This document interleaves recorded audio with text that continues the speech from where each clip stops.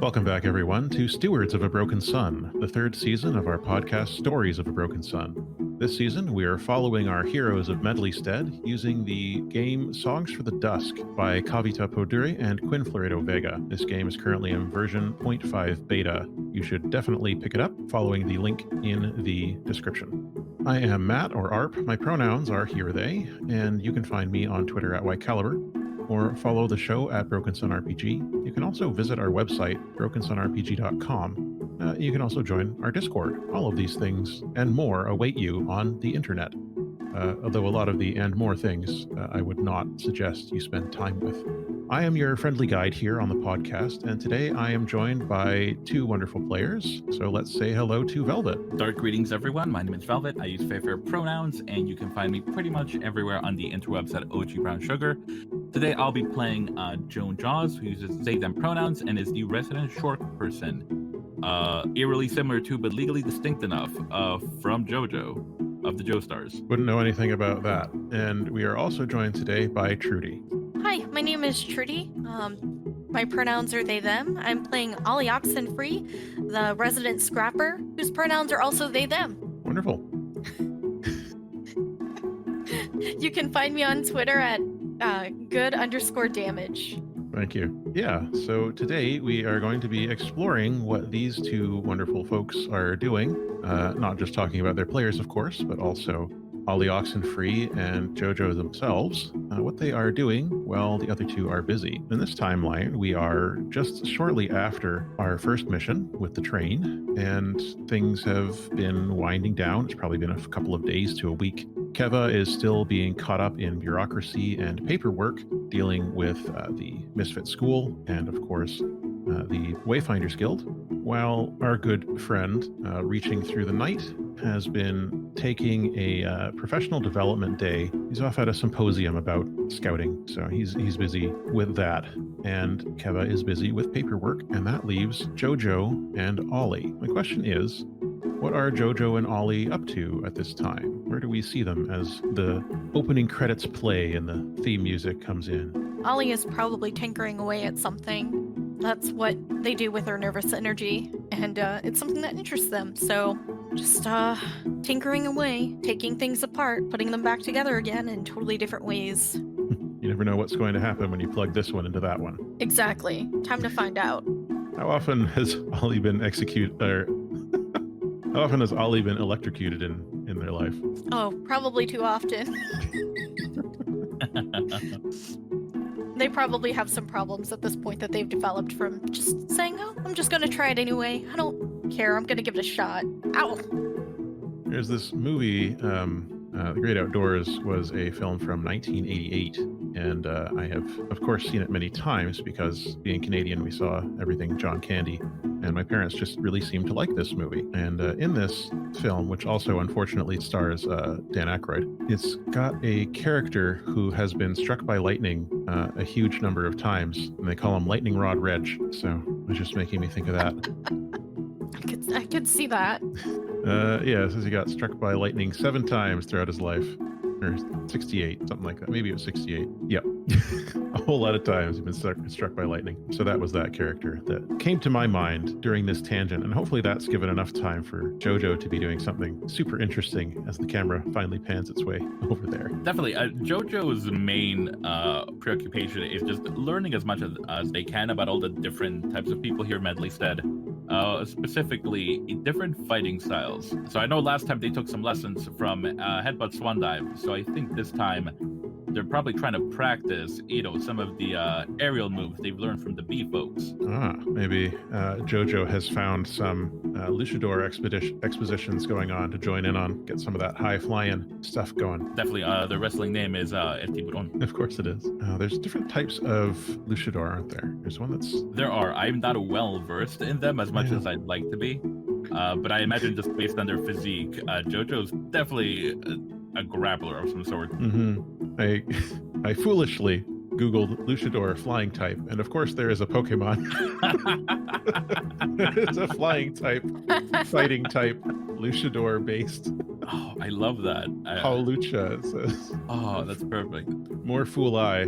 Anytime you look up flying type, it's going to come up Pokemon. Oh, that's so cute. This is very cute. Yeah. We actually recently got new Pokemon Snap, and the elder son has been thoroughly enjoying it. So, as you are doing your cool flips, and Ollie, you are working on your electronics, you get a little buzz on your communicators, which, as I recall, for Ollie, that's one of your big old brick style cell phones. And JoJo, you had one that was built into your, what was it? JoJo carries around a big conch, like the Right, that's magic the right- conch shell. A conch shell.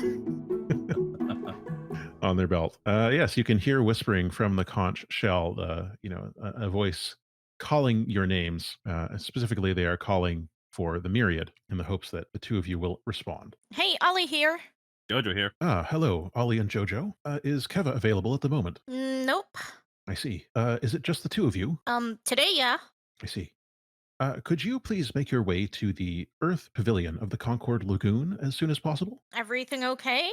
It should be, but we do require your assistance in investigating a small matter that has arisen today. Ollie will look over at JoJo. JoJo will just shrug. Yeah, we'll be there soon. Okay. So you make your way across the city. Are you taking centipede buses or bees, or do you have a different, or just walking? Ooh, solid question. JoJo, do you mind having a passenger? No, I was gonna say JoJo usually just runs everywhere, so they'll just they'll just koala carry Ollie. And give you a workout on your way there. Ollie will just perch on top of you. Very cute. So as Jojo free runs through the city, Parkour. leaping over the heads of various residents and wall running and bouncing back and forth and so on, much to the chagrin of some and the loud applause of others, you get a bit more information from the Concord Lagoon as you are making your way. I mentioned, yes, you probably do not know me. My name is Stylish Fountain. I am a representative of Concord Lagoon, formerly with the Logistark's fleet. Now, there is a small matter, as I mentioned, that is causing us some concern. And, well, generally, we would ask a scout to check this out. It would appear that the scout we usually contract is not available. So perhaps the two of you could provide this service for us. And as she is saying this, I think the two of you drop down over the canal into the Earth Pavilion. The Earth Pavilion is not representative of any particular group that founded Medleystead, because most of the human groups were, originally from Earth in one way or another. But the Earth Pavilion is sort of a side pavilion that is a place where the people from the Hygiene fleet, the few representatives from the Sun who are allowed to engage in politics, and the people of Hablon can gather to discuss issues that are specific to humans and humanoids. So there they are, and the person who has been speaking to you is Stylish Fountain, who listeners might recognize from season 2 as one of the representatives. She looks much the same as before. She has a long black hair, and she used to have 15 rings that she wore, rings being a sign of rank in the logistocracy. She now wears 20 rings, 2 on each finger. Her hair has one white streak in it. It looks very fashionable. Her orange and white uniform is as crisp as ever, and her ever present clipboard looks as clean and perfect as it always does as she clicks her heels, turning to address the two of you. Thank you for arriving so swiftly. Not a problem. So, what's up with this job? What do you need us to do exactly? It's actually quite fortunate that you are available, specifically, Ollie. The issue is that, as you may have heard through the grapevine, or perhaps not if our operations have managed to remain secure for once, we are constructing an experimental power station near the border of the Lightning Grove in an attempt to find new sources of energy to tap to feed our growing city's needs. Unfortunately, the station has gone dark. And I don't mean that literally necessarily. You can't really see it from here.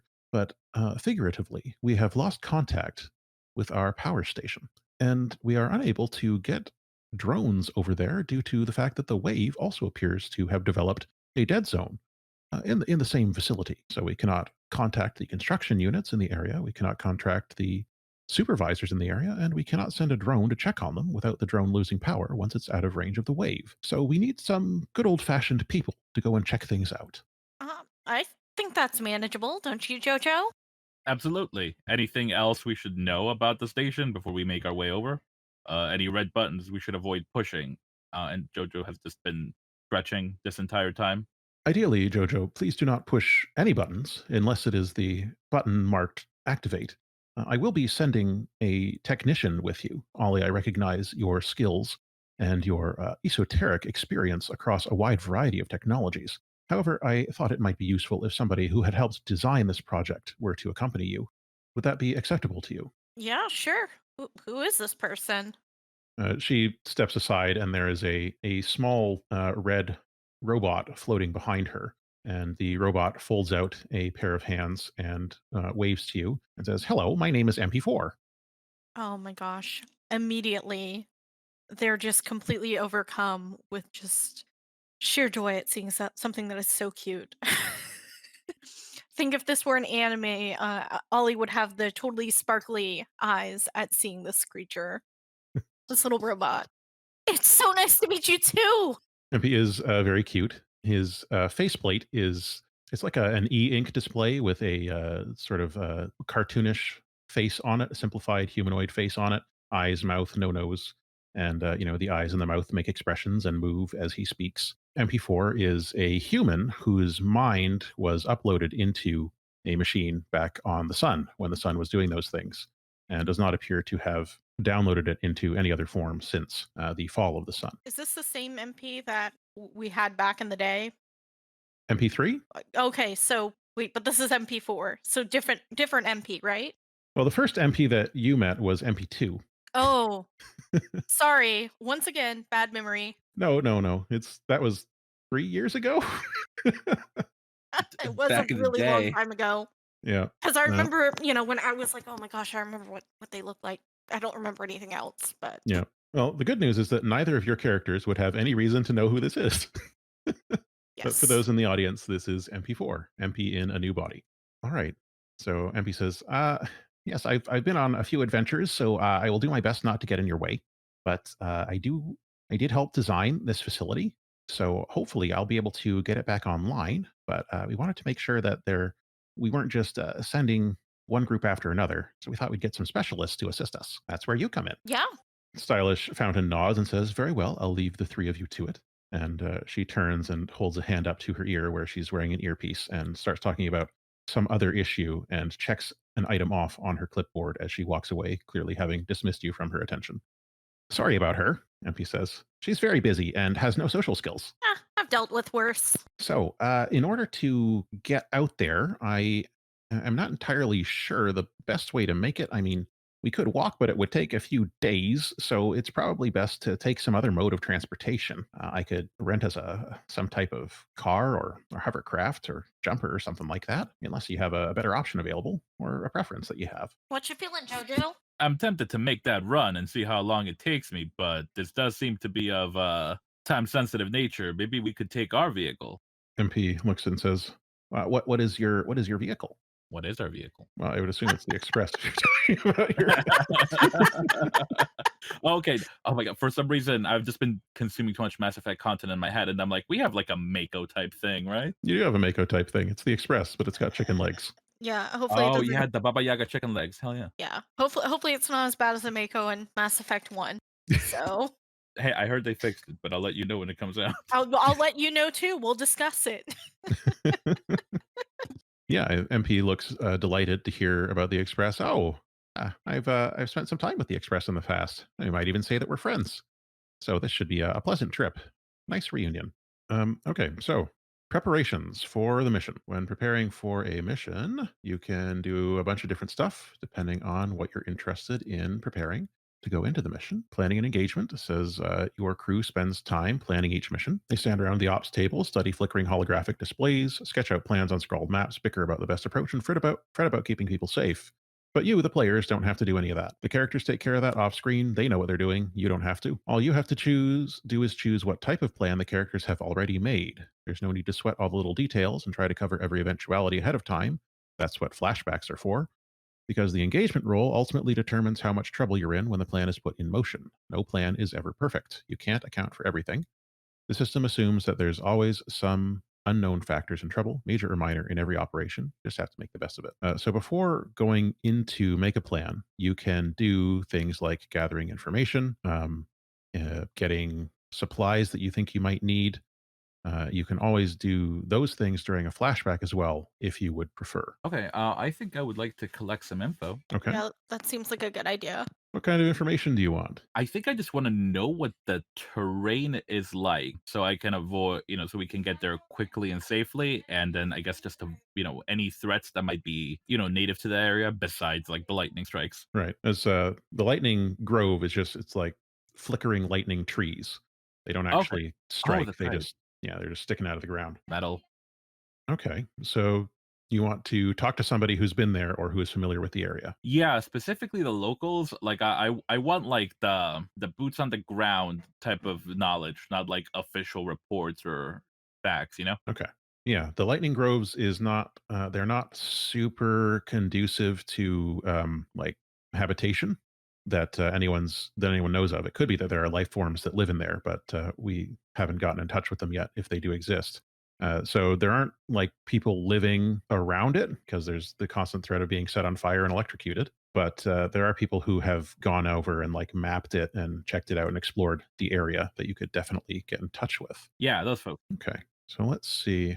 I don't know if I have anyone already made. So if you have any ideas for a scout or a surveyor or someone a cartographer who might know this kind of stuff, you are welcome to tell me about the character that you want to meet and help you out. Otherwise, I can come up with something. I would like to speak to kind of one of the more I can English eccentric cartographers.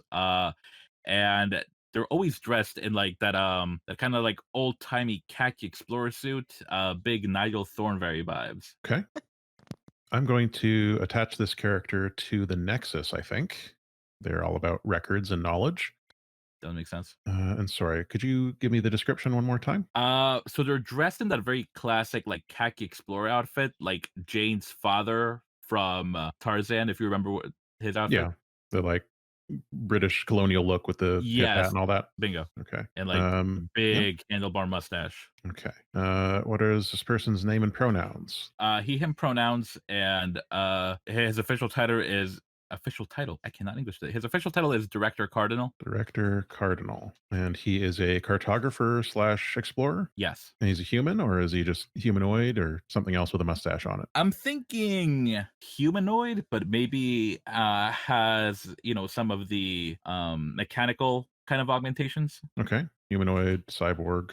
Okay, what's he like? If you had to give him like two adjectives to describe his personality. Well mannered and direct. Okay, Director Cardinal, our explorer and cartographer, a humanoid cyborg dressed in classic khaki explorer outfit with a big handlebar mustache. He's well mannered and direct. All right, so you go to meet Director Cardinal, presumably at the Nexus. You're riding up the lift towards the floor where you're going to meet him in there, and the lift doors open with a probably not a bing. I'm sure there's a nicer sound that we have here in the future.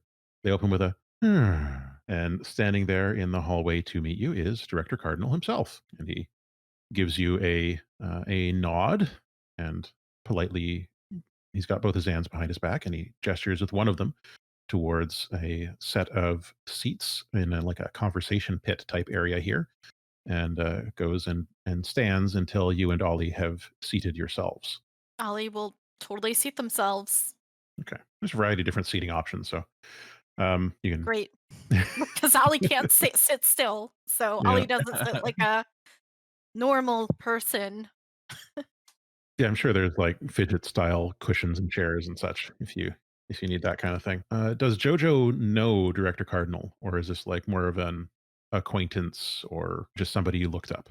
I'm tempted to say that we are somewhat acquainted because I imagine Director Cardinal probably goes after some of the more either esoteric or maybe dangerous assignments, and JoJo is probably one of the few that very enthusiastically takes those. Okay, so he warmly shakes your hand, assuming that's something that your people do, and says, "Ah, capital, excellent to see you again, Jojo. Please have a seat. Could I get you any refreshments? Krill, shrimp?" He looks over at Ollie. Ticks. I'm good, thanks. It's sort of somewhat oblivious to his general cultural insensitivity there, and says, "Ah, excellent, capital, capital.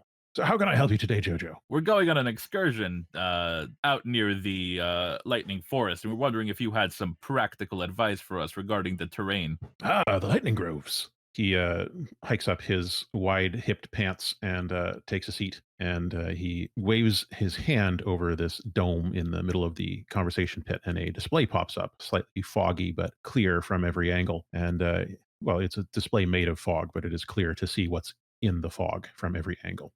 And he says, "Ah, yes." He pulls up a map of the area around the lightning groves. So let's see what we've got in this area, old chap. And let's make your roll. All right. What type of action do you think this is? Given that my focus is navigating the terrain, maybe Wayfare? Okay, so you'll be looking at the what he's presenting you and deciding how you might do that.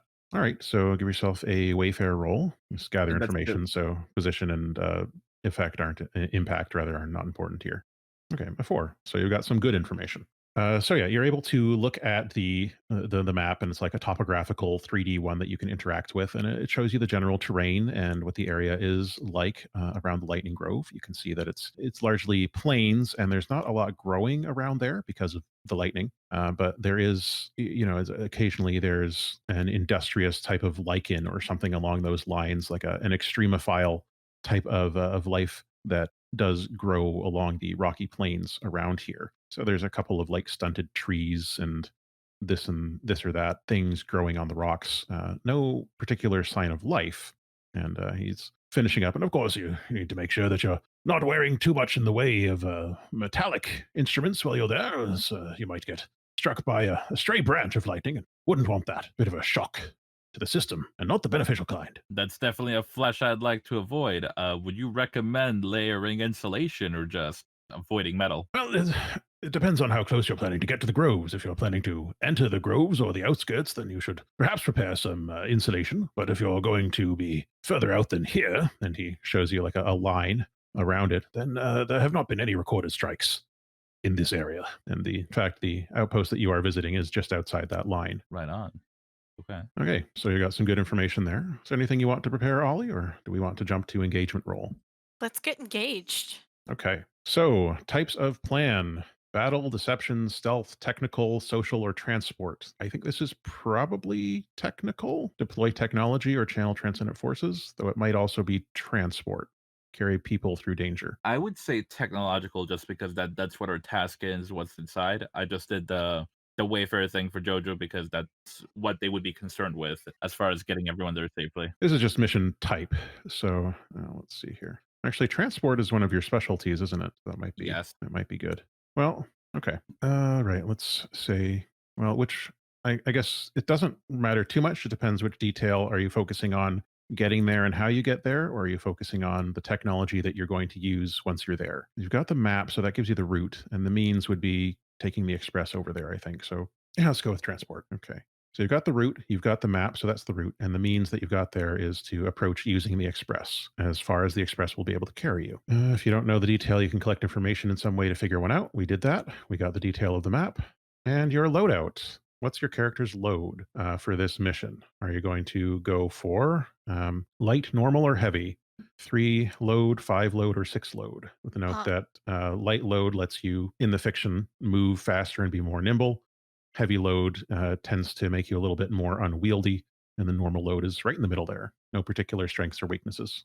Let's go with normal, or I'm going with normal. Okay. And Jojo? JoJo will probably go light. They're not Okay. usually like a very equipment heavy person anyway. All right. Yeah, makes sense. So you are aboard the Express, and I don't know if either of you need to pilot the Express so much as tell it where you want to go, and it will just go there. And you can see up in the cockpit of the Express, which is galloping along. It's quite a smooth ride. Like it's a very smooth ride, despite the fact that it's running on like was it 6 or 8 legs? Changes from day to day. Sometimes hard to tell how many legs are on there. But you are on the Express. It is heading along the way. As a reminder, you have the One of Us ability, so your vehicle is an expert, and its quality is 1, and it has access to teamwork maneuvers using its quality for roles. A vehicle can't lead a group action, but it can participate. And the tags for the Express are nimble and flashy. You can see up in the cockpit, MP has one of his hands plugged into a console in the Express and appears to be carrying on a lively conversation with the intelligence in the Express. Limited as it is, MP appears to have a good rapport with this vehicle, and they're chattering away in what sounds like maybe binary. And let's do our engagement roll to see what goes wrong and when. So we start with 1 die for sheer luck. We have +1 if it's a particularly bold or daring plan. I don't think so. It's also not overly complex. You just go there and put MP in the machine and see what happens. And is it particularly effective at accomplishing the goal? I would say so. Your plan is a transport plan to transport MP to the facility. So that's 2. Friend, contact, or community member can help you with the mission. You got help from Director Cardinal. So that's 3. Miscellaneous elements, differences in tier, faction, politics, or etc. You are a lower tier than the other faction involved here. So that's back to 2. Foundations or abilities that provide bonus to engagement roll. I don't think you have that one. Okay. And is it particularly ineffective? No. Rival or enemies interfering with the mission? Yes. Miscellaneous elements. We got the tier 1 already. So 2 dice. Who would like to roll the engagement? I can if neither of you want to. I'm not feeling lucky. Oh, I'll roll then. Thank God. Oh, All right, you got a thank you. 6. Noise. All right, so you're starting in a controlled position. So what's interesting about this is that as you are approaching the target, where this outpost, this facility, power facility, you are racing across the plains, and you can see the screens and the readouts that the express is pumping into the cargo, not the cargo, the passenger area where you are, and you're watching the fairly desolate terrain of this area go by, but there's a certain beauty to it. Like the rocks are black with glints of silver that are caught when the sun arc, the solar array, I should say, arc is shining one way or the other. And there's those glints can be quite pretty at times. And the lichen is many different colors, some of it charred and blackened, others still thriving. You can see some of the particularly industrious, hardy, extremophile type plants that have grown, and like you can see where they have, it's like a trail of dried out and dying plant matter behind it. And it's like it just keeps growing, like forming these different networks of plant matter growing over these blasted rocks. And as you approach, you see that there is a bit of a shimmering in the air that is difficult to tell what that might indicate, but it is not something that has been recorded in the exploration notes that you've read so far. There's a shimmering in the air that is unfamiliar to you, not at the outpost, but a bit before you reach it. So you have some idea that there's something unusual here. However, as you approach this shimmering part of the air, the displays in the Express begin to go dark. The Express itself is still running, but it is no longer feeding information into your area. Now, you have noticed this early because you're in a controlled position. What do you do? Hmm. I think maybe stop and assess the No, JoJo wouldn't do that. No. What's really sad is, Ollie would want to see, but Ollie is also incredibly impulsive and doesn't think too much about the long-term consequences of anything either. So, That we're a perfect Fine. match. Yeah. Yeah. Just go with what your characters would do. Yeah. Let's see what it is. Does that mean you want to like get out onto the outside of the Express, or slow it down, or are you just gonna keep going and look out the front windows? hmm. JoJo would get out and look. Yeah, Ollie will go out and look too. Okay. So you pop open one of the panels and climb out onto the hull of the Express. And the nice, smooth, rounded hull of the Express does have some handholds on it, some that have been added, some that were there already, to allow you to do pretty much exactly this. So the Express is just continuing to go forward because no one has told it to stop. So you're passing into this area of shimmer, and what you notice about it is that it does not seem to be consistent. It's kind of like a patchy shimmering in the air. So if you want to observe it, you can always do some type of action to try and figure this out. Can I use Tune to do a vibe check? You can certainly use tune, yeah. So tune says, tune yourself to the world, feel the pulse of transcendent forces, sense danger or hostility, commune with an animal or spirit. So you are tuning yourself to the world here for sure, trying to sense danger or hostility. So you're in a controlled position. And I think this will have standard effect in this case. All right. Initiating vibe check. Okay. Oh, bad vibes. So you did roll 2 3s there. So I think what is going to happen here is that you will drop into a risky position as you are attempting to get your vibe check here. This is distracting you from the actual world because you're focused on vibing here, which is distracting you from the physical realities of the world around you. And there is a particular danger here that you have not particularly noticed in your tuning. So it's going to drop you into a risky position as a result there. That's fine. That's where I thrive. Okay. The express is continuing forward. Ollie, is there anything you want to do while you're out here? See, I don't have tune. I'm trying to think of something that Ollie could do that might be helpful in figuring out what the heck. Yeah. So I'm taking a look at their sheet. I don't remember everything on here and what it means, and I only have the quick guide up right now. Okay. Well, you've got your gear, you've got your fine engineering tools. I don't know if that's useful right now. Magnifying lenses, your tech belt. Could I do some sort of, I don't know, test on the environment? Probably. Yeah, like use some sort of like electronic pad to run something. Yeah, you could always use your. Let's see. There's a. Okay, you've got two options here. You've got your slate. I think if you that's a free item. If you want to use your slate, then that would probably be limited effect for trying to do a scan of things here. And there's also an analysis pack, which is to load optical scanners, analytical software suites, chemical sensors, microscopes, and other equipment for scientific analysis. Heck yeah, let's use the analysis pack. I'm Yeah, I think normal load for a reason. yeah, I think that would bring you up to standard effect for this particular thing you're trying to analyze here. Okay. All right, let's do it. Okay. What action do you want to take with this thing here? Um, Let's see. There's shape says deploy hardware, so that might be it. yeah. Well Okay. then let's do the shaping. Okay. Risky standard and roll your shape rating. Oh god.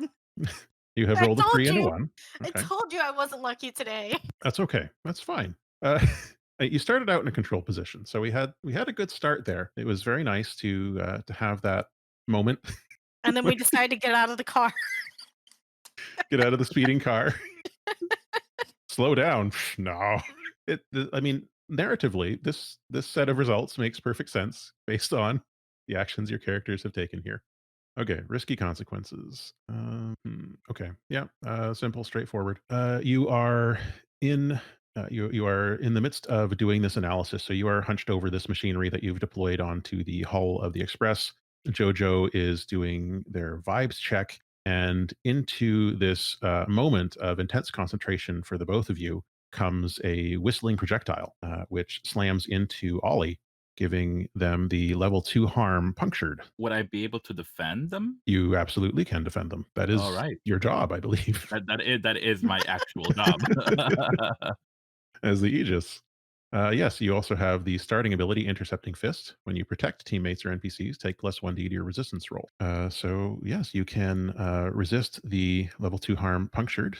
How does JoJo do this? I think JoJo will just barrel roll in the to intercept the incoming projectile and just use the eerily similar to but legally distinct enough energy legally eerily similar to and legally distinct enough from Hamon energy to kind of coat themselves in the protective light. Okay, so your spirit comes out to play and infuses your body and fists with great power, and you are able to knock away this projectile, and I think that reduces it to to the level 1 harm. What's the word I'm looking for? It's not braised. You're not getting cooked. Grazed? Grazed. I didn't even know braised was a word. Yeah, like you do to meat or tofu. Grazed, yes, level 1 harm grazed. As the bladed projectile here cuts through the spiritual energy on your forearm. So you're used to batting stuff away without it being too much damage, I'm sure, Jojo. But this cuts you. It's not a deep cut, but you can feel it cut your arm a little bit. That is Whoa. new. Thank you. Are you okay? I'm fine. This is just a flesh wound, but I'm not used to getting flesh wounds, so we should proceed pretty carefully. Does that mean we got to get back in the car? We should probably get back in the car. All right. As you re-enter the car and close the hatch, you can hear the sounds of further impacts on the hull of of the express, and there are alarms going off up in the cockpit. MP floats down towards you in the passenger area and says, "What's going on out there? I was just talking to the express. I didn't notice anything was wrong, but the displays aren't working, and we're under attack." Sounds like it. That's an accurate summation of our situation. Yeah. MP pauses and says, do you have any further details?" Ollie just kind of holds out their paws like, eh. We are in a zone of danger. That's all I've got. MP nods. "I see. I understand. Without Keva here, I don't know if the Express will be able to deploy its defenses, but I guess we can keep moving and hope that we can find cover at the outpost. I'll go and ask the Express to maybe speed up." I think that's a good idea. MP goes and plugs into the Express, and you feel the ride get bumpy as the Express starts to get serious, and you feel a few more impacts on the side of the hull before the impacts are no longer striking the Express, and you are rushing in towards where you expect the outpost to be, still a bit away from you. But as you continue to approach it, the distortions that are in the air are getting more and more pronounced until, with a lurch, the Express stops moving and its legs stop moving first, such that the entire vehicle, whatever it is that is causing the Express to seize up, is right in front of it. It's something in the air in front of it. So the front legs seize up first, and this causes it to flip as the back legs continue to pedal and run. And so the Express is flipping head over heels, as it were, and looks like it is going to land on its hood, on the top of the ship, on the ground of these jagged rocks below. As this happens, you're going to be pretty shaken up, but I think there are countermeasures in place inside the Express to keep you from getting injured. You're just going to be immobilized by the impact gels and such that deploy to keep you from getting wounded by this. But it's loud and it's very disorienting as you get flipped up, over, and back down, and find yourselves dangling upside down in the impact gel in the Express. More alarms are going off, though the electronics of the alarms appear to be making slight warbling noises as they power down here. Is everyone all right? Yeah, I guess. MP's face is has a slight glow to it at this point, and he has a light that has popped up out of his shoulder, and the light is flickering slightly, and he looks at it in concern and says, it appears that my systems are rapidly losing power. I don't want to alarm you." Uh-oh. Ollie's gonna go and pick MP up and turn him around and look at him. Yeah, he seems like there's no physical reason you can see that he should be why his system should not be functioning right now. Hmm. But you can see around you that distortion that you were seeing outside is now there are patches of it in the air here as well. Yeah, I'm wondering if there's something that just completely turns off all tech in this area. Ollie's gonna pull out their analysis pack or their slate, whichever, and see if it powers on. Let's see. In your case, did you, by any chance, perhaps through a flashback, insulate your electronics before you came out, or any part of your electronics before you came out here?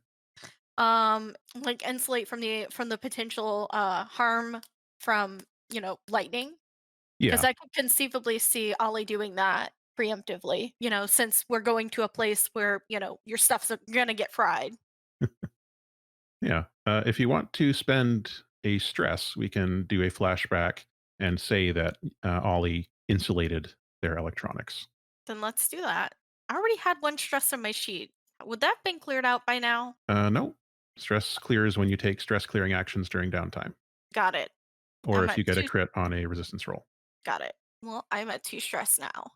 Which reminds me, Jojo, you did not do your resistance roll when you Nope, yeah, intercepted that attack. Sorry. Yes, that That's would have fine. been that would have been your kinesis. And I roll with every dot I have in kinesis? You roll 2 die plus 1 because you have intercepting fist, so 3 dice you would Right, roll for cool. kinesis. Let me do that. Ooh, A crit. horrible Okay, so crit. that means you clear 1 stress in addition to you resisting the level 2 harm. Would I still have the level 1 grazed? Yes. Cool. The resistance roll is just to see how much stress it costs you to do the resistance. Okay, so Ollie, your electronics are functioning, but there's a notice on whatever the display looks like, letting you know that there are high levels of interference in the area, which there should not be here. Well, that explains it. Looks like Yeah. there's interference in the area. That probably also explains why, you know, no one can communicate with this base or anyone at it. So what do we do now? Full speed ahead, except not in the car. Sounds about right. You mind if I take a ride? Not at all. That's the fastest way to get there. And I think I might just like tuck Ollie and Empy under each arm like football style. That's what Ollie was gonna suggest that for MP, but Ollie will also take that now. Ollie doesn't mind being carried anyway. Don't no, don't forget where we parked. Now, the Poor Express is seized up and appears to also be powered down, lying on its back, legs caught in various stages of running. So you are making your way across the plains in order to get where you're going here to the outpost. You're not too far, fortunately, especially because you had the express speed up, and you've got the map, so you know where you're going, what the terrain is like. So I think you should do a group wayfare. Definitely. I can lead that. Yeah, I'll support you in your time of need. Okay. We're still in risky position because you have the maps. I will say that this is a standard effect, and I'm going to make a clock for your approach to the outpost. Am I rolling 2 or 3? What is your wayfare? Your wayfare is 2, so I believe that's what you're rolling, unless you're pushing yourself or using a harmony. Ooh, you know what? How many harmonies do we have? 2. If it is all right with you, Trudy, I will use one. Use it. All right, I'll use a harmony then. So would that be a 3? Yes, indeed. All right, here we go. Oh man, more Another rolls crit. like that Fix this indeed. later. Okay, well, I made this 4-tick clock to get to the outpost, and you have rolled a crit, which is 5 ticks on a clock. I beat my record. Good job. All right, there we go. You can see in the clocks channel, it's got a purple segment because it's extra filled. Ooh. Yeah, so describe to me a little bit. Oh, wait, before we do that, did you do your roll, Trudy? I did not do my roll. What am I All right. roll? You're rolling your wayfare, which is 1 It's for you. 1. Oh god. It doesn't matter if you succeed or fail, except that there's consequences for failing Hey. or partial success. You got a 4, which is a success. So no stress for you. Jojo, there is overall, we take the highest success. So that's the crit.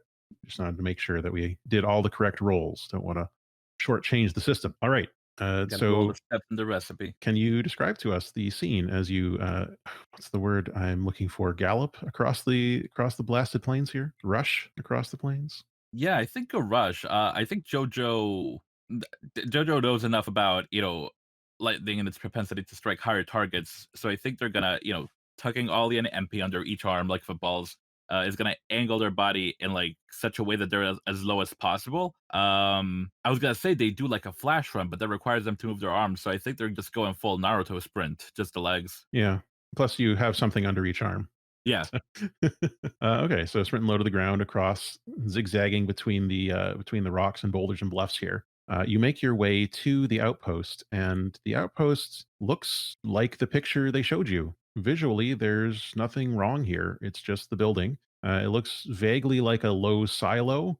It is made out of the usual type of materials that Medleystead uses. So it's some type of organic foliage mixture. So they've grown it out of some mixture of wood, fungus, and other types of vegetation, which are doing an admirable job here. They look like it has been coated with something to protect it against the ravages of the local environment. But you can feel the tingling on your skin of the ionic charge in this area. And Ollie, your fur is definitely standing up. Probably lots of static electricity going on for you right now. Sharks especially are supposed to like detect those electric fields too. Yeah, no, you can probably see like beyond just seeing the distortions in the air. You can probably see like a colors and stuff like that. Trippy. But yeah, it looks fine. The door is where it's expected to be. You can see the construction equipment around it. It's just like unmanned construction equipment, or I should say, remote construction equipment, or automated. And you see nearby a couple of drones from where they flew in and lost power. as you can see, it's almost like a progression of drones, like distance markers, depending on at what time they were sent in. They're further and further out from the outpost. Oh, yikes. Well, what now? Should we just go in?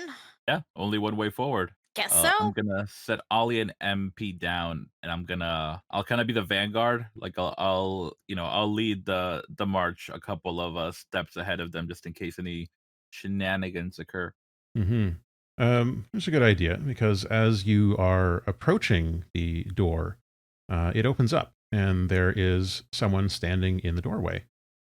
And they come out towards you. And the way that they move is, I would say, unfamiliar to everyone here. This being that you see before you is hard to describe it. Okay. Well, I've drawn a picture of it before. Are they an enemy stand? Well, imagine a sea cucumber. Okay. Are you imagining a sea cucumber? Okay. Put feathers on it and a beak. This sea cucumber around the beak has four eyes, two on either side and slightly above the beak. And then on the back, on the opposite side of the beak, is a fifth eye. The beak is sort of a rounded duck like beak. This sea cucumber, covered in feathers with the beak and the five eyes, also has six limbs. It is in a sort of a U shape at the moment, as the limbs in the middle, which are stumpier than the other sets of limbs and have large claws on the end of them, are gripping the ground, and the wigglier limbs on the end opposite the duck head are they have smaller hand type things on them. There are about 3 digits on there, each one pointy. The limbs all have the sort of jointed, segmented look of perhaps a millipede, without obviously the legs on them. But each limb looks like that sort of shiny carapace type thing. Sorry, was that Trudy? Are you okay? Yeah, I was gonna ask, I'm sure we've seen some weird stuff. On the level of weird that we're accustomed to, how high is this weird factor? There's a lot to unpack here. Pretty high. Okay, I thought that might be the case. I just wanted to make sure that Ollie's reaction was proportionate to all the weirdness that they may have seen in their lives that I have not anticipated. Yeah. So the limbs at the back there are okay. So limbs at the back are longer and thinner than the limbs in the middle. Limbs in the middle are chunky. Like they look like powerful legs because that's what they appear to be. It's using those as its main mode of propulsion. And then behind that, the segment of its squishy feathered body like curves up behind it to accommodate the longer, finer limbs behind it, which are also being used for propulsion. And then on the end of the U closest to you, there's the final set of limbs, which is the longest of the three. So you have the shortest limbs in the middle, longest at the top near the beak, and then the mid length limbs in the back. The ones at the top near the beak here, these ones have 4 digits that appear to be some type of manipulators that can hold or grab or manipulate things. And it is holding in those digits. In one hand, it is holding a knife. It looks like some type of sharp thing. And in the other hand, it's holding a tube, but the tube looks like you could slot things into it and throw those things. And it's got a belt spiraling around its tube-like body, which has more knives in it. So the being looks at you as it approaches, and it opens its beak, and sounds come out, which you do not understand, but which sound. It sounds like it has the cadence of an action hero delivering a one-liner, and it points the knife at you, JoJo. Uh, I take a second because there's a lot to unpack here. But I think once the knife is pointed at me, I will do like a flourishing arm movement and then point my finger at this creature because I don't carry a knife. I think the creature nods at you. It flips the knife around into a reverse grip. It puts the tube away with its other limb, and then it grabs another knife with that limb, and then it grabs another knife with its back limb, and then it grabs a fourth knife with its other back limb, and it is now standing solely on its two clawed legs, and it just begins undulating while spinning all of its limbs. And it's just this whirlwind of flailing knives that is now coming towards you with Ollie and MP behind you. And it appears that this thing might be hostile. That is the vibe I'm getting, unless this is like some elaborate greeting. Hey, Jojo, I really love you right now. Please protect us. This is scary. Yeah, I will. I'll do like the three Mississippi in case they're going to make their first move. Otherwise, I will just rush them. Okay. Now, I don't need to hesitate to say here that JoJo, you have never faced a fighting style anything like this before. No, and I am excited to. Okay, so as you are rushing towards this being with its just whirling blades and undulating body, it seems like it doesn't. It seems like it has no bones. So like there is no way in which it cannot bend or twist, making its movements just wildly unpredictable and frankly deadly. So you said you are approaching this creature. How is Jojo approaching? Are you just charging in? Maybe that's the initial response, but I mean, if I imagine JoJo can perceive what you just described, and having fought as long as they have, realize that's an issue. No, I don't have any range things. Yeah, no, I will punch, but I'm very specifically, you know, kind of wrapping them around in my, spirit energy. Okay. So, how I have set up this encounter here is there is a 4 step clock called Unfamiliar Style. In order to approach the actual body of this thing and try to fight it, you need to first figure out how to counter this style. If you attempt to fight this creature without figuring out its style, every time you try to attack it, you will take the level 1 harm countered. Oh, okay, gotcha. Okay. I think in that case, I might approach this then more of along the vein of a sparring match. So I'm gonna try to throw a couple of feints and just get a feel for how it's gonna move and react, if that makes sense. Sure. What kind of action would this be for you? A skirmish makes the most sense just because it's combat related. Okay. And also, to be clear, you are not the only person who can fill this clock. Imagine this as a scene in, say, a shonen anime where the protagonist is in a fight and the other characters are also like, look out, Goku. He's about to use his super mega ball. Whenever the glowing things appear over his fingers, you should dodge left. That kind of Oh thing. no, So not a you can, spirit bomb. yeah. So other people can contribute to figuring out this style clock too. That said, Ollie, you can see in the doorway behind this creature flames inside the outpost. Like the place is catching on fire? Like Yes, flames? Oh, that kind of jeez. flames. Okay. Uh, Oh, okay, so while you're thinking about what to do around there, so Jojo, you are rolling your skirmish. You said right? Okay. Yes.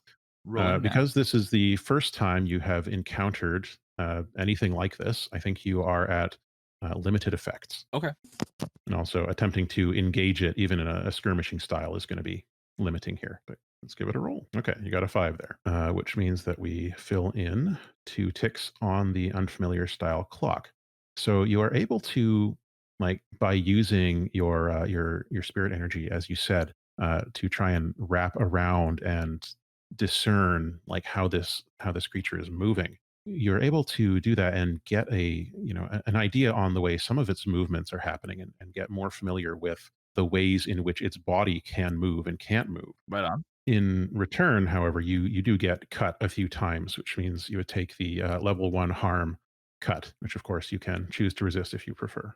Yeah, I'll go ahead and resist. Okay, so that's with your kinesis there, which is just 2 this time because you are not protecting a teammate at the moment. It's you that's under attack. Okay, so you take 2 stress, and how are you able to ward off these cuts that you would otherwise be taking that are whistling past you at all angles from these 4 knives? I think I'm bobbing and weaving, so I think whatever I can't dodge, I will just, once again, kind of, I'm doing like that boxing cage, and I'll just coat my forearms and my spirit energy. Okay, using the flat of your palm or the meat of your hand to bash at the flat of the blade when it gets too close, and avoiding cuts that way as well. So it's the animation budget on this part of the episode is like, this is where it all went. So you can see the flurry of slashing, flailing blows coming towards you, and JoJo sort of deliberately you are falling into your focus mode of like, yes, this is the type of challenge you live for. This is definitely the that like peak DBZ animation where it's just like lights and motion lines. Hmm. What's Ollie going to do here? They are moving. Jojo and this being are moving away from the entrance to the outpost as they spar and sort of skirmish back and forth here. Well, if they're moving away and there's fire, guess that means I gotta go in. So Ollie's gonna go in. Okay. You go in. Inside the doorway, you duck your way past the flailing arms and the battle going on here, and duck into the doorway here. You can see that it's not ablaze yet. It's not like an inferno, Okay. but it is on fire.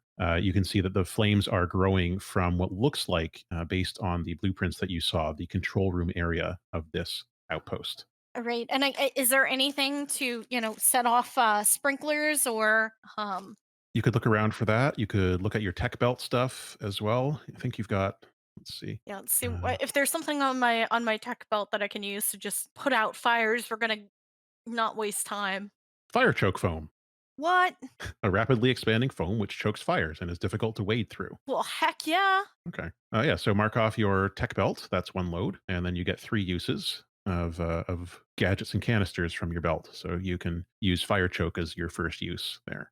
So what's this? What's this look like? I basically imagine just this huge pile of foam just coming out of this tiny container and basically just overtaking the entire little area. Just completely covering the fire. Okay. I think this might be. What action do we think this is to get that canister in there in the right place? God. I'm taking a look at the things that I have.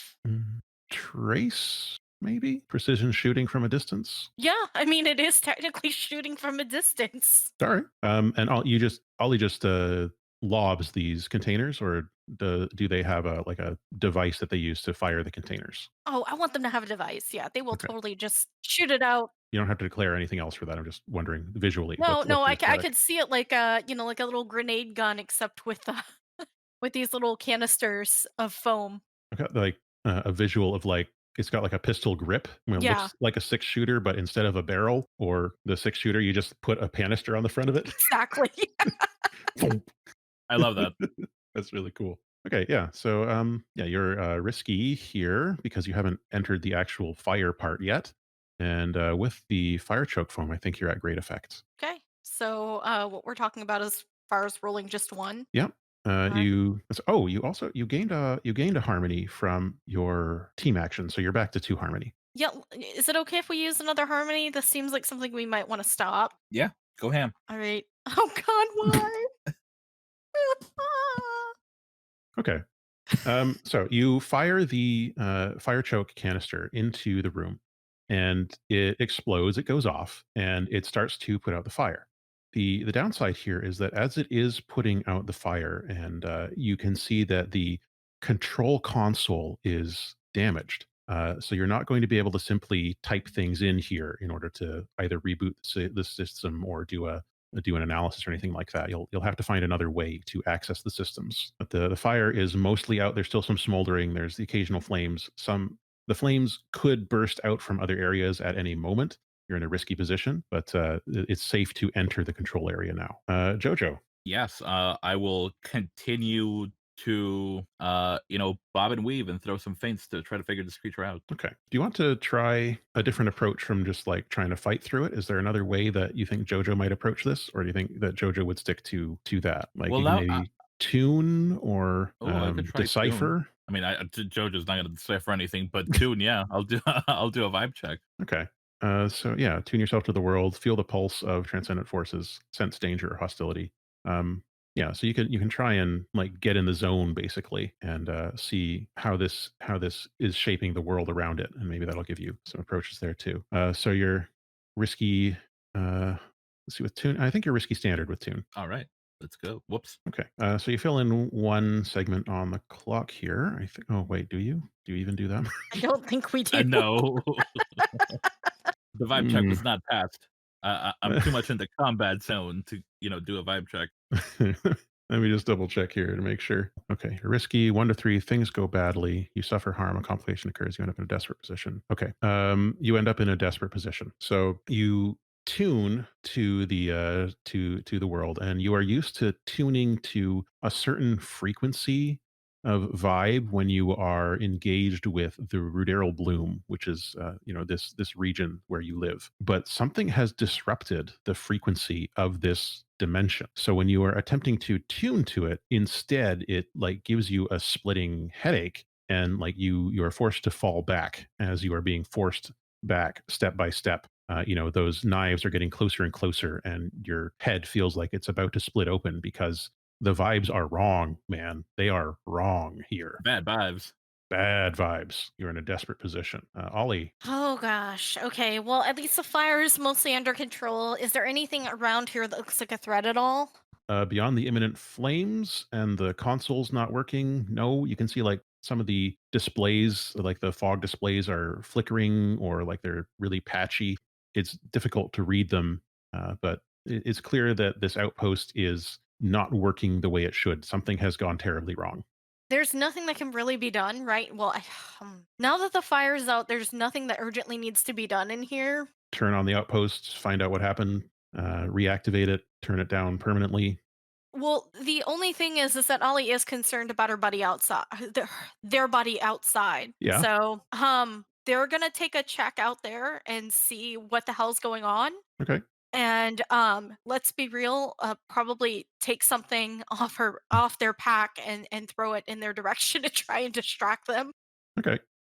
You poke your head back outside. You can see that things are not going well for JoJo. Yeah. Was there something from your tech belt you want to use to try and give them an edge or a moment to figure things Yeah, out? let's see what I've got. There's alkahest, cloak dust, fire choke foam, which you use, fuse resin, howl blossoms, melt brick, slip water, somnix smoke, quick briar, and zap token. And I gotta say, Kavi is so good at coming up with names for everything. Yeah. I'm thinking either Slipwater or Somnic Smoke, but I'd be afraid of catching JoJo in one of those. Okay. Yeah, slip water reduces the friction between two surfaces to nearly zero, so that would make it impossible or all but impossible to for either of them to maintain their balance if you got it on the ground there. Yeah. Somnic smoke would presumably cause them both to like maybe take a nap. How bad is the Somnic Smoke? Like if I shake someone awake, will they actually wake up, or are they down for the count and it just has to wear off? I mean, you might have something to jolt somebody awake or something like that. Like a zap token? Yeah, zap token. Stick one to an unprotected electronic to short it out. I suppose that you could do that to a person. Well, You do uh also have the option to get a med kit. That's one mode. yeah, I guess so. Maybe just not zap the allies. All right, well, let's go ahead and just let's use that Somnic Smoke and hope that I can do a better job than last time. Okay. Oh yeah, this is probably Trace. Jojo, are you? Do you want to like assist with this somehow, or Ollie? You could also push yourself. Yeah, Ollie's gonna push themselves. Okay. I think you can push yourself and get assisted if Jojo, if this is like some type of maneuver that maybe you have practiced or planned before. Like if I do this, then you do that. Maneuver 24B. Definitely, and we definitely have like just obscure ass names like those. Yeah. Oh my god, can we have like an attack name? Yes, please do. Absolutely. Oh god, I don't know what to call it though. We could probably just name it after what they're about to do. Yeah. This is where the audience will see the flashback, and we will. This is a zero stress flashback. Mechanically speaking, this is a zero stress flashback. But to you and JoJo planning out, as it turns out, a situation almost exactly like this. All right. So that will be 3, right? Let's see. Yes, that's 3d6, and you take 2 stress for pushing yourself, All and right. JoJo takes 1 stress for assisting you. Somnic Smoke Blast! Hey, there we go. 5. You got a 5. Okay, so this was risky standard. Okay, let's see. The Somnic Smoke deploys, and I'm going to say mechanically, this is going to do is it's not going to tick the unfamiliar style clock, but it is going to tick the enemy scout clock because you have sort of bypassed their fighting style by shooting a chemical weapon at them instead. Sorry. No, that's what you're supposed to do. You are supposed to stop the bad guys or the hostiles however you can. So that's 2 ticks on the enemy scout clock. So I think you see both JoJo and this enemy creature both begin to slow down a lot and are like still presumably trying to get at each other, but are just like yawning wide. Or I guess do sharks yawn? Maybe sharks yawn. Chorks. Sharks yawn. Yawning wide through their gills and all, and the enemy creature is like you can see its tube body inflating and deflating as it is attempting to deal with this gas that you have deployed against it. So the scout is much slowed, not quite asleep, but you can see they are heading in that direction. Yeah, so they are. Jojo, you are also feeling extremely sleepy. But what is the thing about this maneuver that Jojo is supposed to know to do? So this gas makes people sleepy. Yeah, I think this is maybe like one of those kind of Hail Mary maneuvers. I think knowing that we're both in a sleepy situation, it's kind of like my cue to, go for a big punch, maybe. Okay. Knock him Um, down before you go to sleep. you also have access to a med kit, so I wonder if that might be something to do with the maneuver. Like, if I launch this somnic gas, then you. Medkit yourself up. Oh, that works. Yeah, yeah. That'll keep me from using any more of my load because I've actually used 3 loads so far. Oh, yeah, that's right. Yeah, so I'll use my med kit. Yeah, I figured that's like the one thing I really bring with me anyway. Okay. So, Jojo, you hear Ollie shouting that maneuver name, and the incoming canister thump, comes in towards you. The gas deploys, and Jojo, what does the camera focus on? I think JoJo will take the equivalent of a stim pack, but they insist on doing it like Pulp Fiction style and just like jabbing themselves in the sternum. God. Yeah, you feel Ollie, yourself. Go ahead. gonna say Ollie cringes. They're used to seeing this, but Yeah, you feel a sudden rush of energy and adrenaline. The sleepiness of the somnic gas is immediately chased away. You know that you have but moments before the crash. What do you do with these moments, knowing that your effect will be improved? How many effects does that clear? Your effect, as in your attack effect. Okay, yeah, yeah, no, I think I'll go for no, I'll just go for a big swing. Yeah. You resisted the cut condition, so you shouldn't have that. Oh, whoops. Yeah, I just took it out for you there. So you do have grazed. So this attack will be less impact from what it might be, but more impact from the fact that your enemy is currently in the midst of falling asleep. So what is this blow? What is this, dare I say it, overdrive that you are about to perform? Yeah, I think knowing that, this character can undulate and kind of squirm around, I want to cover as big an area as I can with this blow. So I think I'm gonna, kind of put my hands together at the palm to, make for a bigger area and just kind of thrust forward. Maybe in the vein of Kamehameha. Okay, you're doing a cool punch type thing where we have a spirit blast in front of you. I assume this is a skirmish. That's what I had in mind. Okay, you are in a desperate position, and your effect here is going to be we'll start off at standard, unless you would like to improve it in some way. Oh, I would love to. In fact, I think, per my hits keep coming, I'd like to use my melody to push myself. Is my melody Yeah, you always have your melody when you start a mission. okay? Yeah, so I'll use that. So making sure that's Yeah, you can play your melody to push yourself during a fight. So yeah, just you play your melody, mark it off, and then you can. That's pushing yourself, right? Okay, so Yeah. that brings you up to great effect, great impact. I'm sorry, I keep using effect. I mean impact. It's impact. Great impact. Sure. All right, and that's still 2 dice, right? Yeah, there is one harmony remaining, but it's 2 dice here. Trudy, are you comfortable with me using the harmony? yeah, get it. All right, let's go. Oh Oh, gosh. come on. God, this All is right. not a good day for dice, is it? Wow. A 1, a 1, and a 2 in a desperate position. Not great. It's not great. No regrets. Yeah. Right. So you do this big attack. You know, the power of friendship is spurring you on. Also, the power of adrenaline is helping out there. And you make this big swing, this big strike, and it's the worst outcome. You suffer severe harm. A serious complication occurs. You lose this opportunity for action.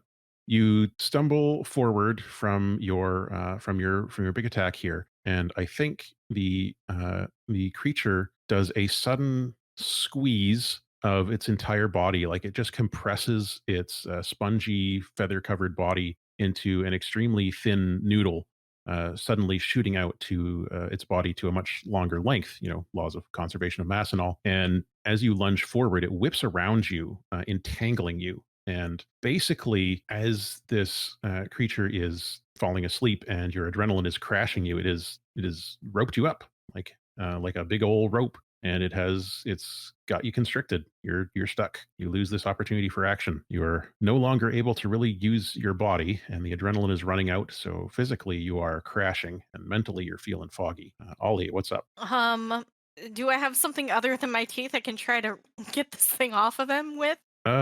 Yeah, you could do that. As you are rushing towards these two slumped shapes, both of them at their limits at this point. Basically, you can hear from behind you, back in the outpost building, a pulsing boom, and this energy kind of buffets you from behind, Oh, and you see like the clouds that are far up above. They race away up until a certain limit and then stop. And as you're looking at where the clouds have expanded, where the ring of clear sky has expanded to, you can see that it is now past where the express crashed. this isn't good. Well, you are in a desperate position. This is not a great time for either one of us. No. Um, It is Ollie, a zone of danger. Ollie needs their buddy, like right now, promptly. Ollie's gonna try and detangle JoJo. Okay. MP is also here too. Don't Let's not forget that. MP is offline, but you could maybe jury rig him if you need to. But yeah, so you go over to attempt to detangle the this sort of weakly thrashing sponge thing from JoJo, and that's probably going to be what, Sunder. Yeah, hmm. It might even be. It's not skirmish because it's not really a fight. You're kind of like wrestling a cranky snake right now. Yeah, I'm honestly not sure. Look, I'm looking at it right now to try and figure out what might work. Hmm. Maybe decipher? I mean, trying to figure out how to get these wires untied is probably something that Ollie deals with all the time in their line of work. Yeah, you can do a decipher your desperate position, attempting to basically figure out how to detach a truly alien life form from JoJo, a slightly less alien to you life form. I think you'd be desperate and limited here. Oh, pray for me. Oh God, I'm scared. Fingers are. Oh Oh my goodness. no. Oh, oh, the curse is back. When I'm playing in Roll 20, normally by now I would have refreshed like 4 times, but I can't refresh Discord. Oh God. Dice We bot, what just are you doing to we us? rolled a one. You Just rolled for the another one. listeners out there. Statistically, it's the number of ones and twos rolled. Statistically, it's unlikely, is all I'm going to say here, especially in the wake of last session. Okay, so you're fumbling at the thing here, trying to detangle it, and this is a desperate position, desperate consequences, the worst outcome. Serious complication occurs. You lose this opportunity for action. It tangled up too. The outpost explodes. Wow. So behind you, as you are working on doing this, you just hear one more of those pulses, and this time, as the clouds, which are slowly creeping their way back in towards where they were, as they are being pushed away again, the actual outpost itself seems to it's like a cork being expelled from like a geyser. It just explodes up into the air, disintegrating pretty much. You're pelted with debris, but it has been so thoroughly, decidedly atomized by its expulsion from the ground here that it simply ceases to exist. So most of the debris that reaches you is particulate sized, and coming up from where the outpost was anchored into the rock here is this again like a gazer like stream of lightning just blasting up out of the ground and beginning to zap everything around you. Welcome to the real danger zone, I suppose. Should we call Kenny Loggins? Yeah. Yes. Ollie's suddenly grateful to be small. I think you do take the level 2 harm electrocuted, which of course you can resist if you wish. Yeah, let's try and resist that. Yeah, and you can also use armor if you have space used in your load to resist that. Or what else do you have? Hmm. You can play your melody to resist a consequence from technological malfunction or damage. Oh, yeah, let's do that. Okay, so mark off your melody, and that brings it down to level 1 harm zapped. Okay. So yeah, there's like lightning rain coming down around you and just this pillar of lightning coming up from where the outpost was. The distortions in the air are also becoming more and more pronounced to the point where it is no longer just shimmering in the air. You can see they are beginning to form into what you can now recognize as dimensional rifts. Poopy. Oh, jeez. Ollie, you are groggy, but you're awake. I mean, you did get the adrenaline in there, so you feel like shit, but you are awake. You are entangled in this creature. There are knives lying around it, but none of them are stuck into you right now. It's just sort of sluggishly writhing around. Did you mean to say JoJo? That is what I meant to say. Okay. I was really confused there for a second. I Yeah. was like, wait, did I get hit with a little bit of gas? We'll say it dissipated by now. Oh, thank God. One fewer thing to worry about. No, we already have plenty of things to worry about. All right. Is the creature also unconscious or starting to stir? No, it's the creature did not get any adrenaline, so your enemy is it's just right now like a sluggish, cranky rope binding you. I will try to get myself loose. Okay, how are you doing this? Well, I think I've learned better now than to like brute force this creature. So I wonder if I could use. Yeah, I guess finesse would make sense if I wanted to try to like kind of wiggle out of it instead of like tugging and stretching. Okay, you remain in a desperate position. I think with finesse, this will be standard effect to get out here. All right. Let me roll the one die because I actually don't have any finesse. Oh, I don't know if my Discord is just being odd. I don't see anything rolling. I did exclamation point one. I don't know why it's not going through. That is odd. Let me try. Oh, it's not going through for me either. Spooky. Okay. Okay, I'm just gonna I pull can up. roll a physical 1d6 unless you want to roll one on your end if you have one. No, go for it. Hey, 5. A 5. Okay. So that does, as you are extricating yourself groggily from the tangles of this sort of deflated but still very tough creature, you are able to get a better handle on how it works and how it moves. Like you now know a lot of the different things it's capable of. So I'm going to fill up the unfamiliar style clock as you figure out what this thing is capable of. And of course, Discord is not working. I don't know why I was trying. But anyway, you filled up the unfamiliar style clock there as you extricate yourself from this creature. The two of you are now facing this lightning gazer.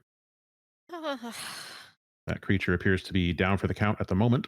The lightning geyser. Could I try? I don't know. Could I do something with the tune? Yeah, I mean, you can do something with Tune. Ollie, you can do something with your analysis tools. You've got options here for what you want to do. So if you want to do something with Tune, what you vibed with this area and found that the vibes were bad, so that might allow you to now vibe differently, perhaps. And given my natural shork propensity for Latin detection, yeah, I think I just want to get a general reading. Maybe if I can pinpoint, I don't know, like a central source or a common thread between Okay. these different portals. Yeah, desperate position. Do your tune with your tune. Now that you are more familiar with what the vibes are like in this area, I say think that's a great effect. Cool. I'm assuming Discord is still being difficult because it's probably due for an update.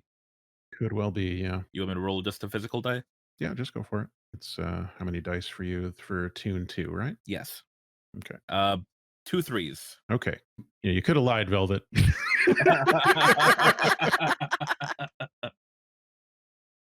Okay. You take the level 3 harm heart attack. Oh my.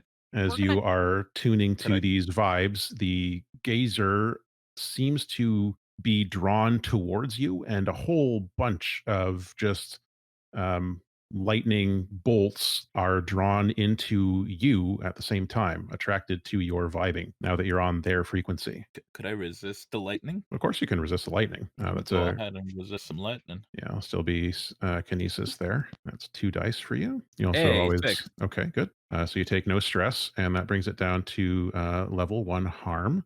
And the level 1 harm that you get here is let's see, arrhythmia. I guess your heart is. You can feel your heart beating irregularly, and that's concerning. But the lightning, you are able to, I think, like, maybe use your spirit energy to ground it to an extent. Yeah, I want to start coalescing it into a spirit bomb, but just for containment, not to like throw. And do I get an experience point in kinesis for that sec, or just not on resist rolls? Let's see. Is it desperate rolls that you get? No, not for resistance rolls. Okay, gotcha. But for experience, have you all been tracking your experience? Yeah, no, I just thought it was. Yeah, I thought it was like if you roll a 6 on a desperate thing, you get an experience in that tracking thing Yeah, for like kinesis. I think it's actions, not resistance, but we can double That check makes that. sense. Yeah. No, you're probably right. I was just like Oh, dice desperate thing. back. Dice is Oh, back. Dice there we are. bot is back. I did a test a second ago. Okay.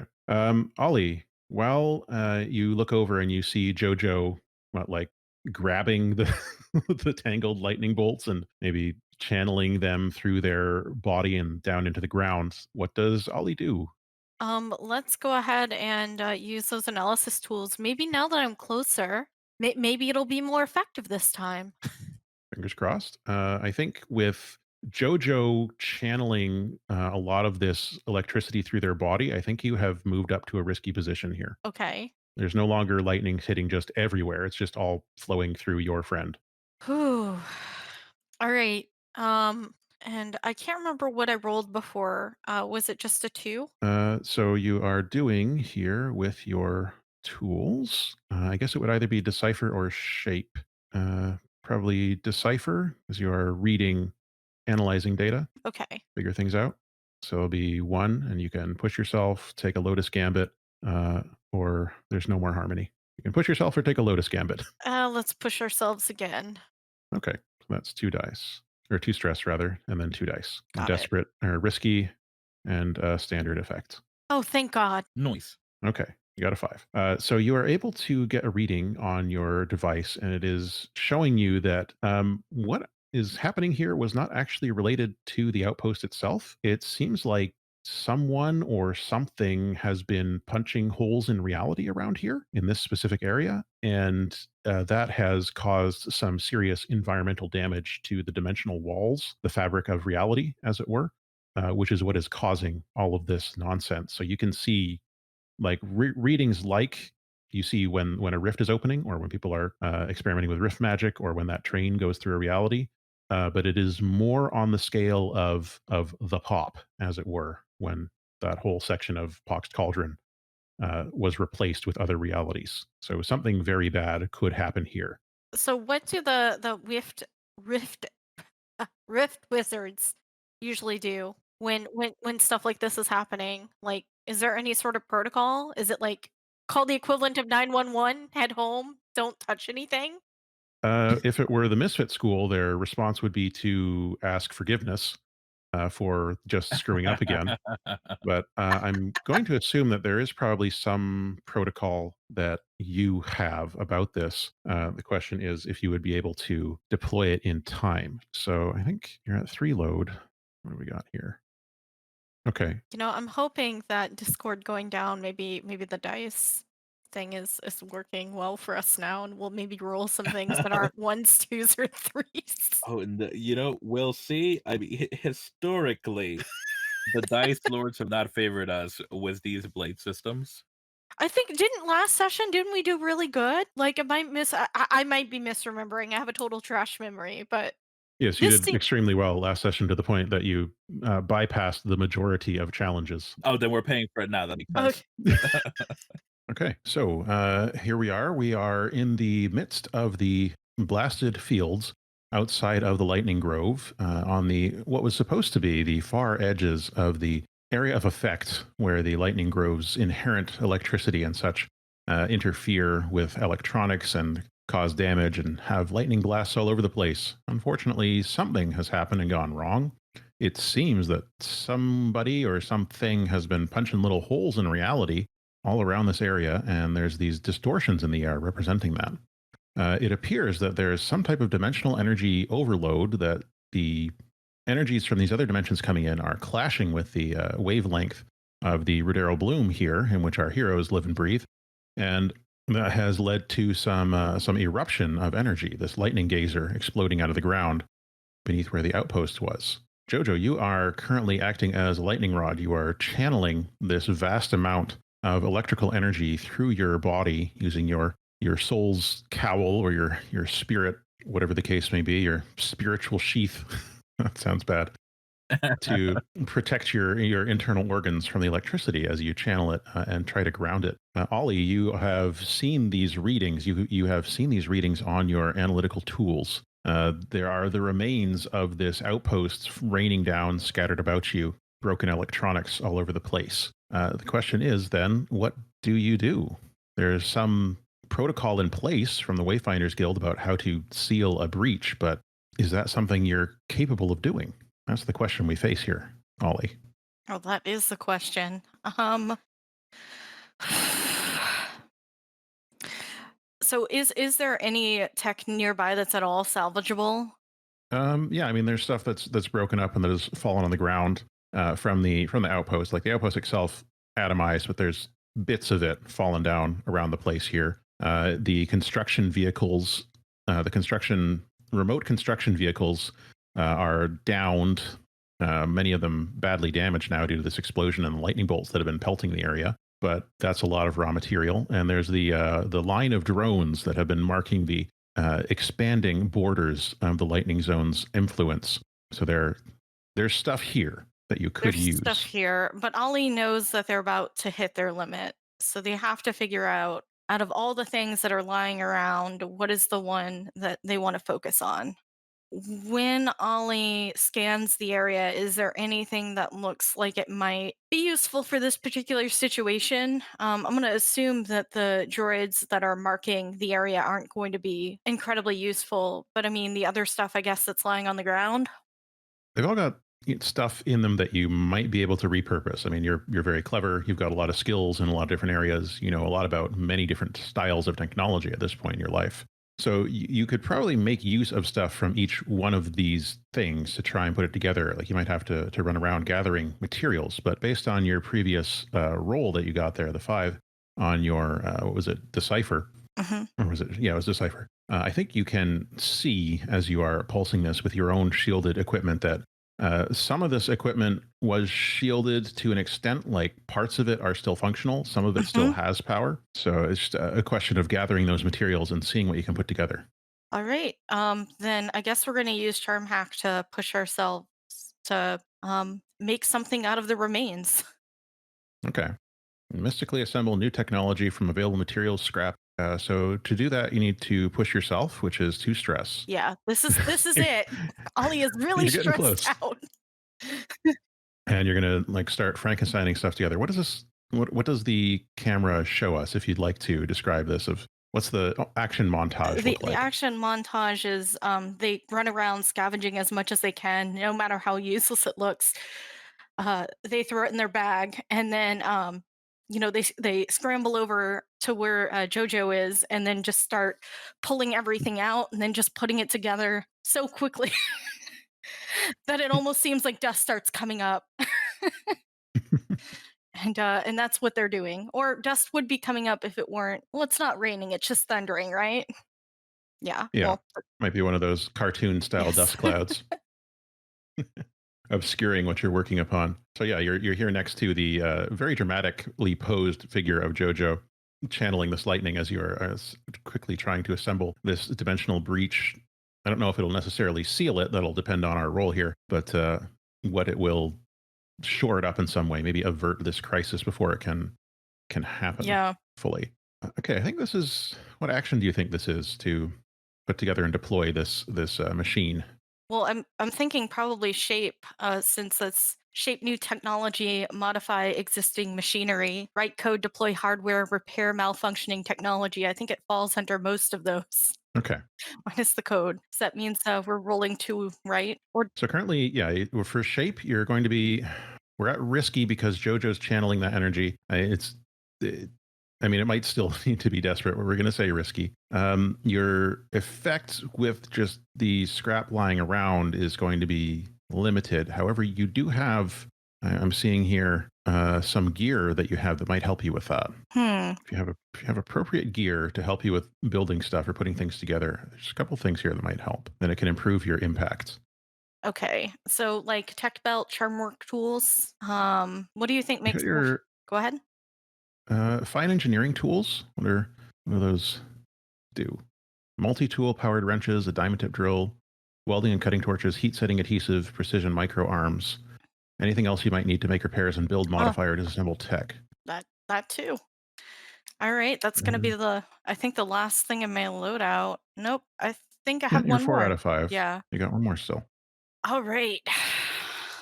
Okay. All right. Okay. This is fine. Everything is fine here. All right. So you are currently at risky standard, our favorite. We thrive in risky standard. I was going to ask if JoJo wanted to assist, but I think JoJo's a little busy right now. I guess you could maybe zap the equipment. Yeah, maybe redirect Give them Bring it to light- life. Yeah, I could do that. Yeah, if you Awesome. want to do that, and then mark a stress, and we'll have JoJo provide a battery or be a battery. We need all the help we can get if the rolls are anything like they were or have been. Well, it's JoJo's battery adventure here, and yeah, let's give it a try. Okay, 2 so dice. what's this at now?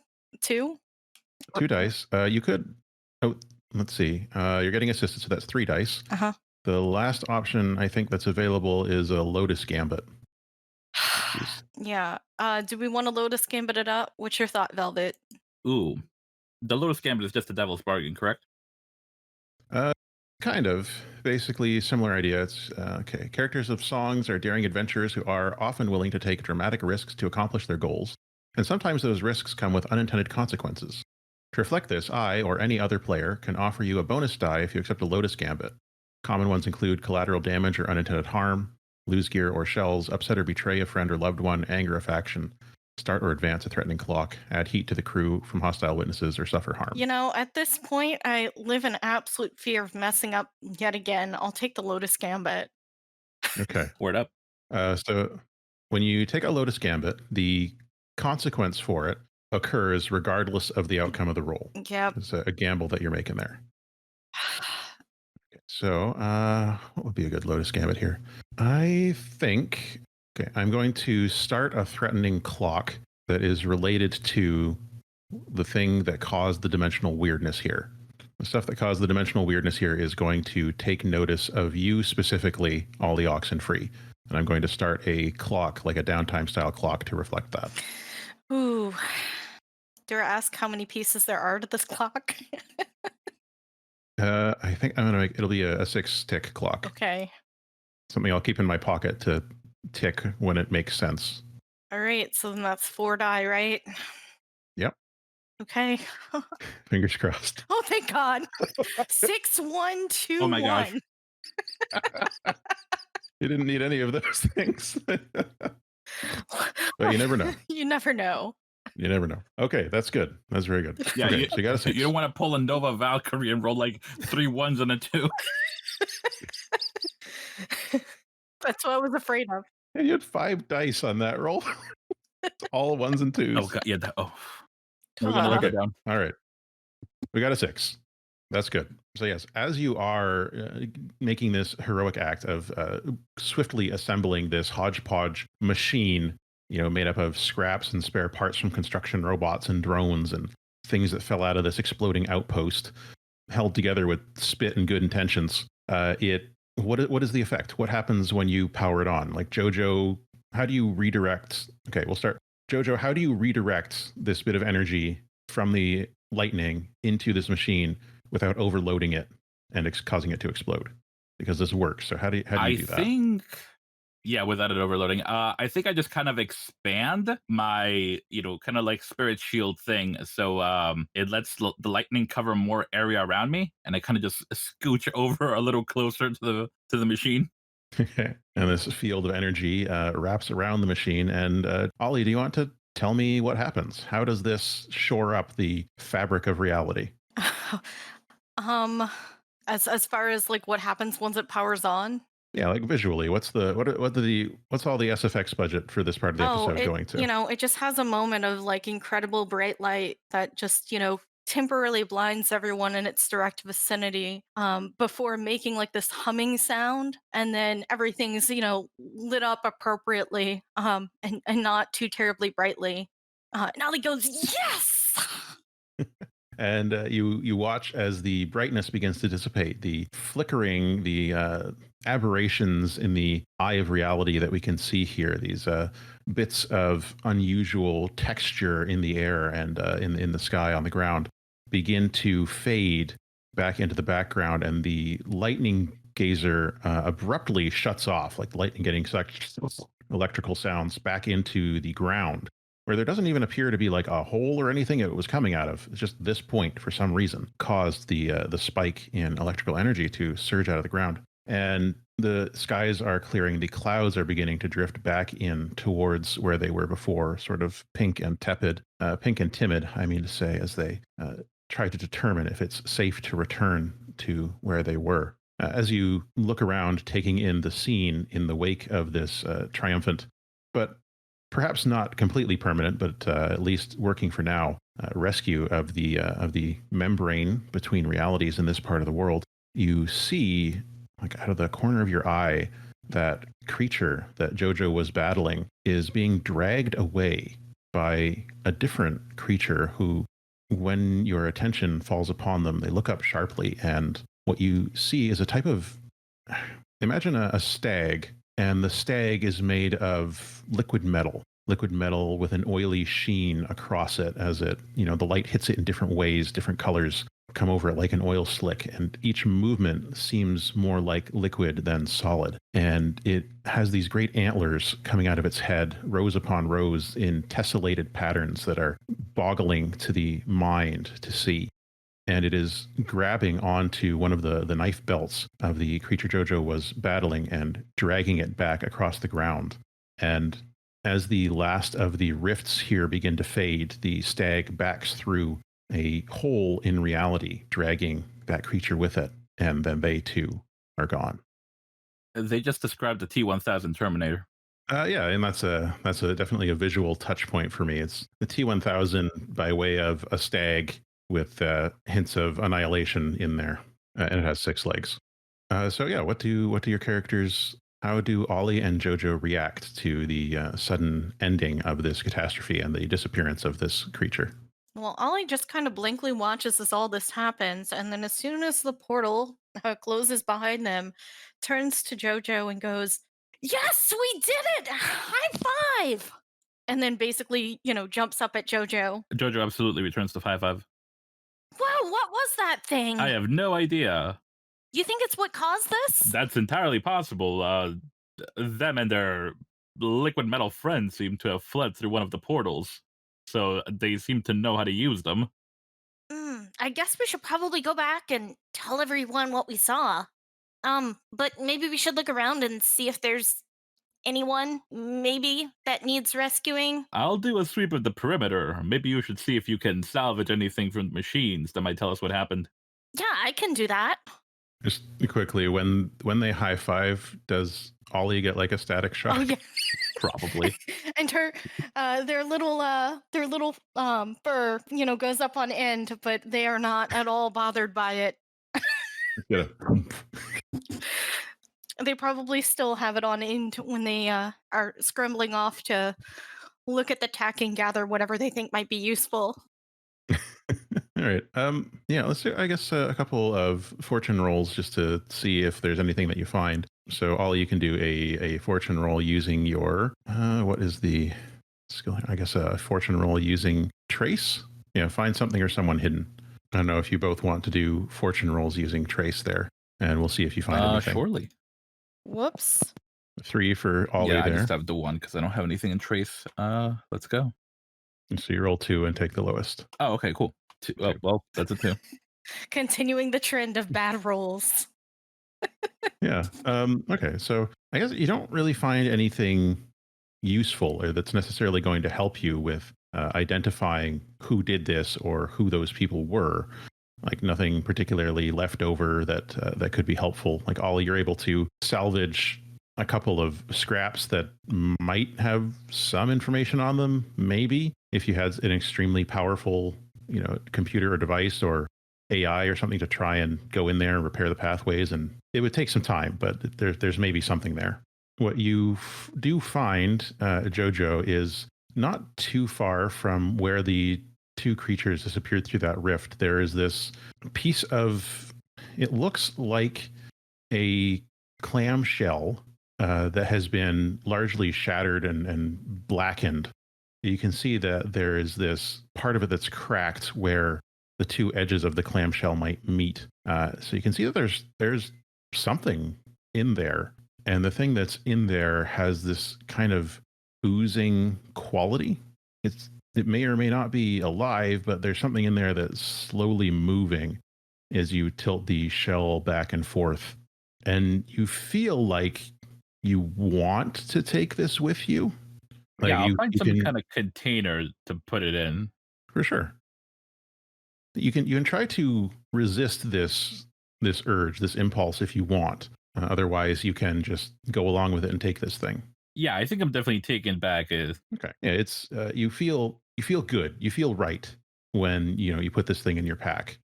Okay. So with that, I guess we will fast forward. You make your way back out of the zone, and you see the express is working again. As you are hiking, you can feel MP rebooting now that there's no more of that electrical resistance, interference rather, that was keeping him offline. And as he's rebooting, he's like saying, "Concern, what? Oh, what did I miss? System clock's syncing. Oh no, what happened? What did I miss? Where am I?" Well, we're headed back to the express. Are you okay? I'm gonna have to run a lot of diagnostics, but I think so. I just is the express okay? We we hope so. MP's head turns around on his body to gaze in the direction of the express, and you hear some like. You say, I see it. I see the express there. It seems intact. It's standing up. It's standing up. Okay, I think. And as you get closer, you can see, in fact, that the express is getting to its feet, like rolling over on its side. It doesn't really make outward noises, but it's flexing its clawed bird feet, bird talons at the end of its like bird-like legs, the 6 of them it has there. And then it looks up, and there's this electronic noise. It's like, which is almost like a bison or buffalo or something snorting. And then it shakes itself all over like a dog and settles back down to open up its entrance way for the 3 of you to enter along with your findings. Ollie gives it a little pat as they walk in and go, "Hey, buddy, you doing okay?" It has further electronic noise like, it seems like annoyed, but okay, and glad that you're there. It's the general impression you get. Yeah, you'll be all right. We'll take care of you once we get back. Ollie will walk in. So the express gets to its feet and turns and, paws at the ground a little bit and then races off back towards Medleystead. And I think we will go into a quick downtime at that point. Sounds good. Okay, so downtime. How are y'all feeling? I'm feeling like I need to get rid of all the stress. You got a lot of it there. I think this is the most stress I think I've had on a character in a really long time. I don't even think Zora ever got this high. Yeah, you're right at the edge there. It do be like that. What would have happened if it was all filled out? What would happen then? You drop out of the scene, not like the whole mission. You drop out of the scene, and when your character comes back, your stress is cleared, but you've gained a quirk. And quirks they're another way to gain experience and ways to potentially shape how your character acts and behaves. So that's a lot of players, when they play Forged in the Dark games, they want to get quirks as quickly as possible because it's an extra experience trigger. But once you get 4 quirks, then your character retires. Yikes. All right. So when we shift into downtime, we are going to use that faction's tier for the roll. So let's grab the tiers roll and figure out how much trade, how many shells you get in response for this mission. They get those sweet, sweet shells. Okay, so you just did a mission for Concord Lagoon, which was tier 5. So hopefully a big payout. And I think when you return and you're giving your debriefing and they're looking at the footage and MPs gesturing emphatically and projecting things and basically making a big fuss on your behalf to Stylish Fountain, and you see her demeanor remains like that calm, detached that she always has, but she looks down at her clipboard and she checks something off and then reaches into her belt, and there's a slight sound as she pulls out a sticky note and slaps it quietly onto the clipboard and starts writing out something in addition to that. And this is a unheard of display for her to add a sticky note to her existing documents. It's just highly unusual. And you can see even Empy seems surprised by this, but she doesn't give anything away about what she's writing down. So we are going to roll their tiers faction to figure out how many shells you take home. So we'll use 5, and once every dice pool roll, you gain shells equal to the highest die result. All right, so exclamation point 5. 5. All right, so you've gained 5 shells for this job, and I'm going to put those onto your crew sheet for now, and we can decide what to do with them. Is 5 shells a good payout? It's better than 4, 3, 2, or 1 shells. Yeah, I think it's a good payout. Okay. No, I just don't know what's a lot and what's a little and what's just average. Yeah, I mean, you could have gotten up to 9 on a crit, but normally you wouldn't get that many. So 5 is good. Yeah, we'll take it. Okay, the other part of upkeep that we need to have here is, okay, so I've got them on the crew sheet for now, but you can divide them amongst the 2 of you if you wish, but we'll wait until we're done with things that might need shells before that. Heat and notoriety. So confronting chaos is a part of your job, and every mission you run feeds the rumor mill of Tamaris. With those rumors come attention, both good and bad. With every mission you run, you'll pick up a little more heat, a representation of the many eyes of the continent turning their attention towards you. You gain heat at the end of each mission based on how much damage you caused. 0 heat is smooth and simple, no collateral damage. 2 heat contained, minor collateral damage. 4 heat chaotic, problem spill over into civilian areas, major collateral damage, major act of violence. 6 heat wild and devastating, the problem majorly intrudes into civilian areas, severe collateral damage, and there are civilian casualties. So reality was nearly rent asunder, and the experimental new power outpost exploded completely. I would say that's 4 heat. What do you think? I don't think you're wrong. Yeah, that's not an incorrect assessment. Okay. Add 1 heat for a mission conducted against a high-profile or well-connected target. Not really. 1 heat for an operation conducted in hostile territory. No. +1 heat if anyone has a vendetta against you. Not yet. 2 heat if anyone in your crew kills or permanently injured someone. That did not happen. Although permanently injured, no. All right, so it's 4 heat then. I'm going to mark this on the crew sheet. 1, 2, 3, 4. You're getting close to your next notoriety level. Higher notoriety levels also contribute to more dramatic entanglements. And speaking of entanglements, no community can survive in isolation. Your home was built by people, and people come with histories, debts, relationships, secrets, and a million other connections to the wider world. Sometimes those connections come calling, and you'll have to find a way to answer. After each mission, you'll roll dice to find out which entanglement comes calling. They're not necessarily bad. They can be anything from a rival faction looking to throw their weight around to an old friend calling in a favor to a mysterious stranger walking into town with a golden opportunity. One thing is for sure, though, they'll definitely make your lives more complicated. So currently you are at 7 heat. So we're going to roll 3 dice and use the highest result to see which entanglement manifests on the notoriety 0 level table.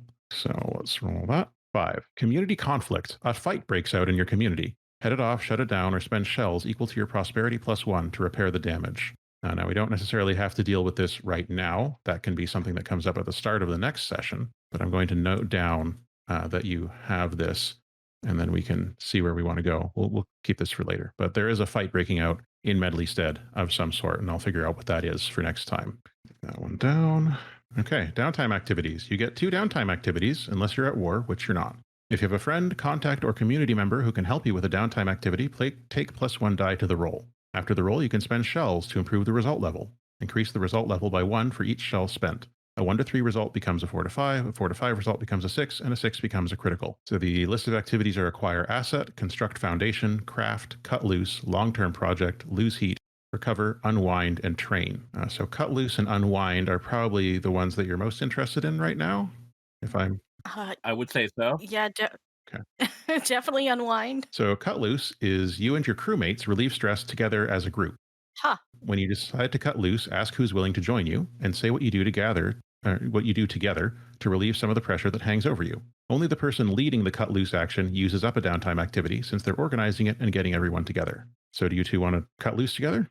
Absolutely. Heck yeah, let's cut loose. So what are you doing and who's taking the lead on this? Who's going to use their action on this? Ollie will use it. Okay. And what's Ollie's invitation to JoJo? Celebratory drinks and food party.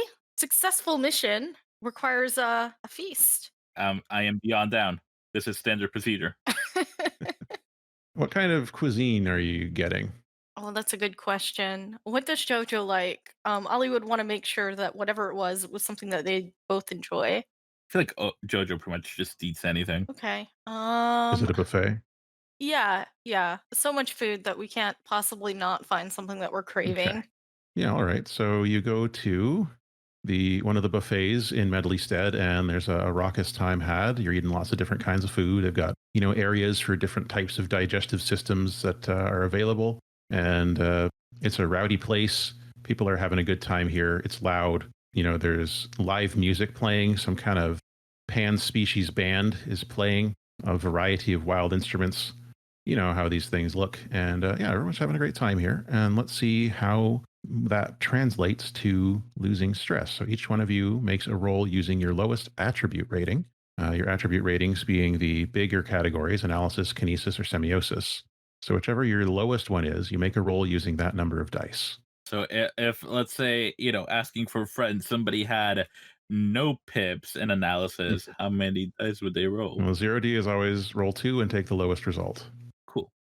All right. Oh, damn. All right. So Ollie, Okay. you clear 5 stress. So take 5 stress off your sheet. Unfortunately, JoJo only clears 1 stress at this time.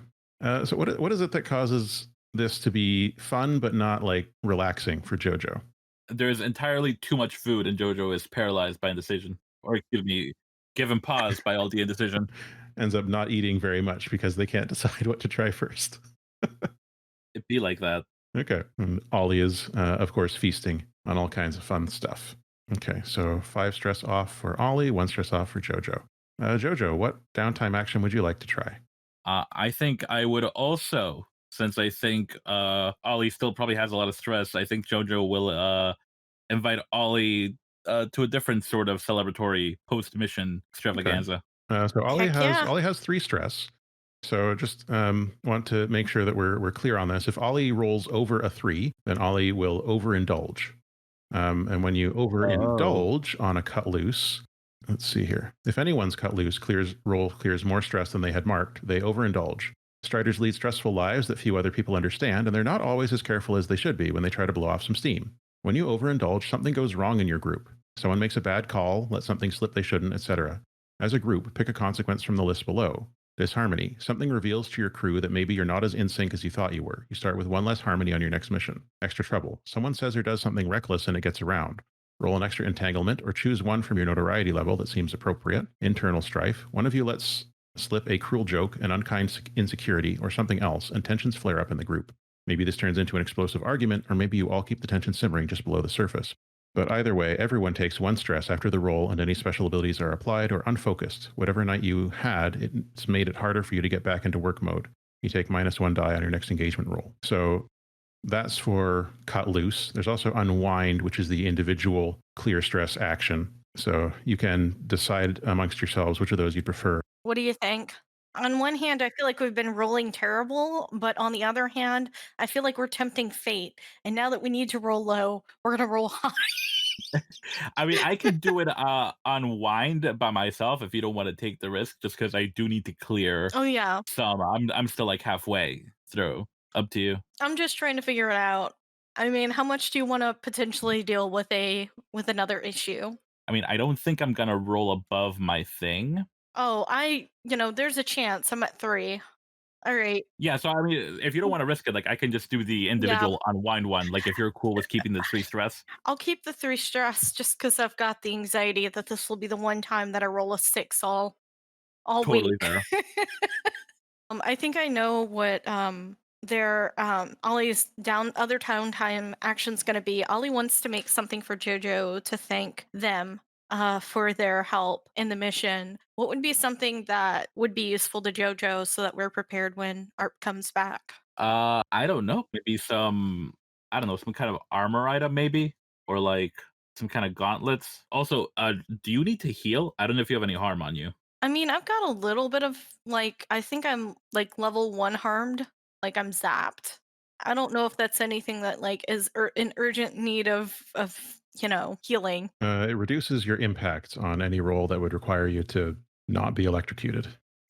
What roles require me not to be electrocuted? I would say probably most things require you not to be So electrocuted. then maybe I should work on getting that healed up. That is an option. Yeah, there's if you roll the recover action, it just automatically clears that. All right, next time, Jojo. Next time. Oh, It's all good. sorry, Jojo. I forgot to remind you when you rolled that 1 on your stress, you can still spend a shell. And as we said here, when you spend a shell, you both should have also rolled 1 extra die. So I'm sorry about that. Can you both each roll 1 extra die if you're cut loose because you were doing it together? Oh, okay. I'll take that. Sure. Oh, damn. Hey, Okay, so Trudy, you cleared 6, not 5, and Mhm. Velvet, you cleared 2, not 1.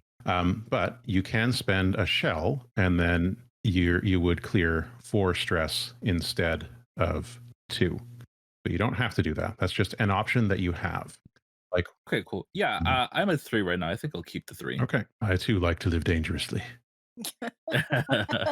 So I think then for my first downtime, I will recover from my harm. Okay, so that's recovery. Where does JoJo go for this, for recover? I imagine that like as a shark person, maybe at the aquarium, Jojo has some kind of like sensory deprivation tank, almost like a back to tank type deal. Okay. All right. So you're going to go in there and just meditate and calm down, and your graze will heal up and your heart will begin beating normally again. So, yeah, when you take the recover action, that just clears it up. You spend some time in there, and that's it. You don't have to roll anything to recover. Solid. And I forgot one more thing about Cut Loose because it is a very it's very in depth. It's a very good move, and I forgot a thing about it. So the last thing here is experiences. Whenever you cut loose, you can choose to add a new experience to your belief clock. The experience doesn't have to be specifically related to what you did to cut loose, but should tell the table what happened during your cutting loose that made you remember that experience. Write that experience down and tick the clock up by 1.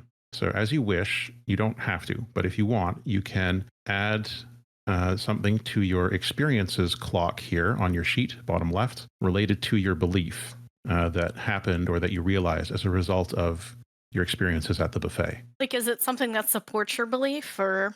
It doesn't have to. Experiences, once you test your belief, you determine whether or not they're true. But you can't test your belief until you fill that clock. Okay. Also, the name of the buffet is Buffet Buffon. I love it. It's shaped like a big updo. Is it also a hairdresser's? I mean, yes, because some species have hair that's edible to others. So, We love it.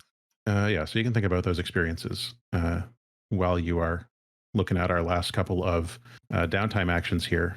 And then you can tell me about your experience whenever you have come up with it, if you want to put one in there. You don't Yeah, have to. it's hard for me to come up with anything on a whim. Yeah, you can tell me at the top of the next session too, or you can message me about it later, and then I'll try and remind you. All right. For Ollie's other downtime action, they also need to kind of heal up. Yeah, Would it have been okay for them to go to the sensory deprivation tanks, even though that's not usually their jam? Yeah, I- definitely. if Ollie wants to try that out, for sure. Heck yeah, let's try it. Ollie's all here for new experiences. How does Ollie enjoy being in a sensory deprivation tank? um, Ollie's not used to really being calm, so it's very different and a little bit uncomfortable. Hmm. But they try their best to be as calm as they can be when they are not usually very calm. That makes sense.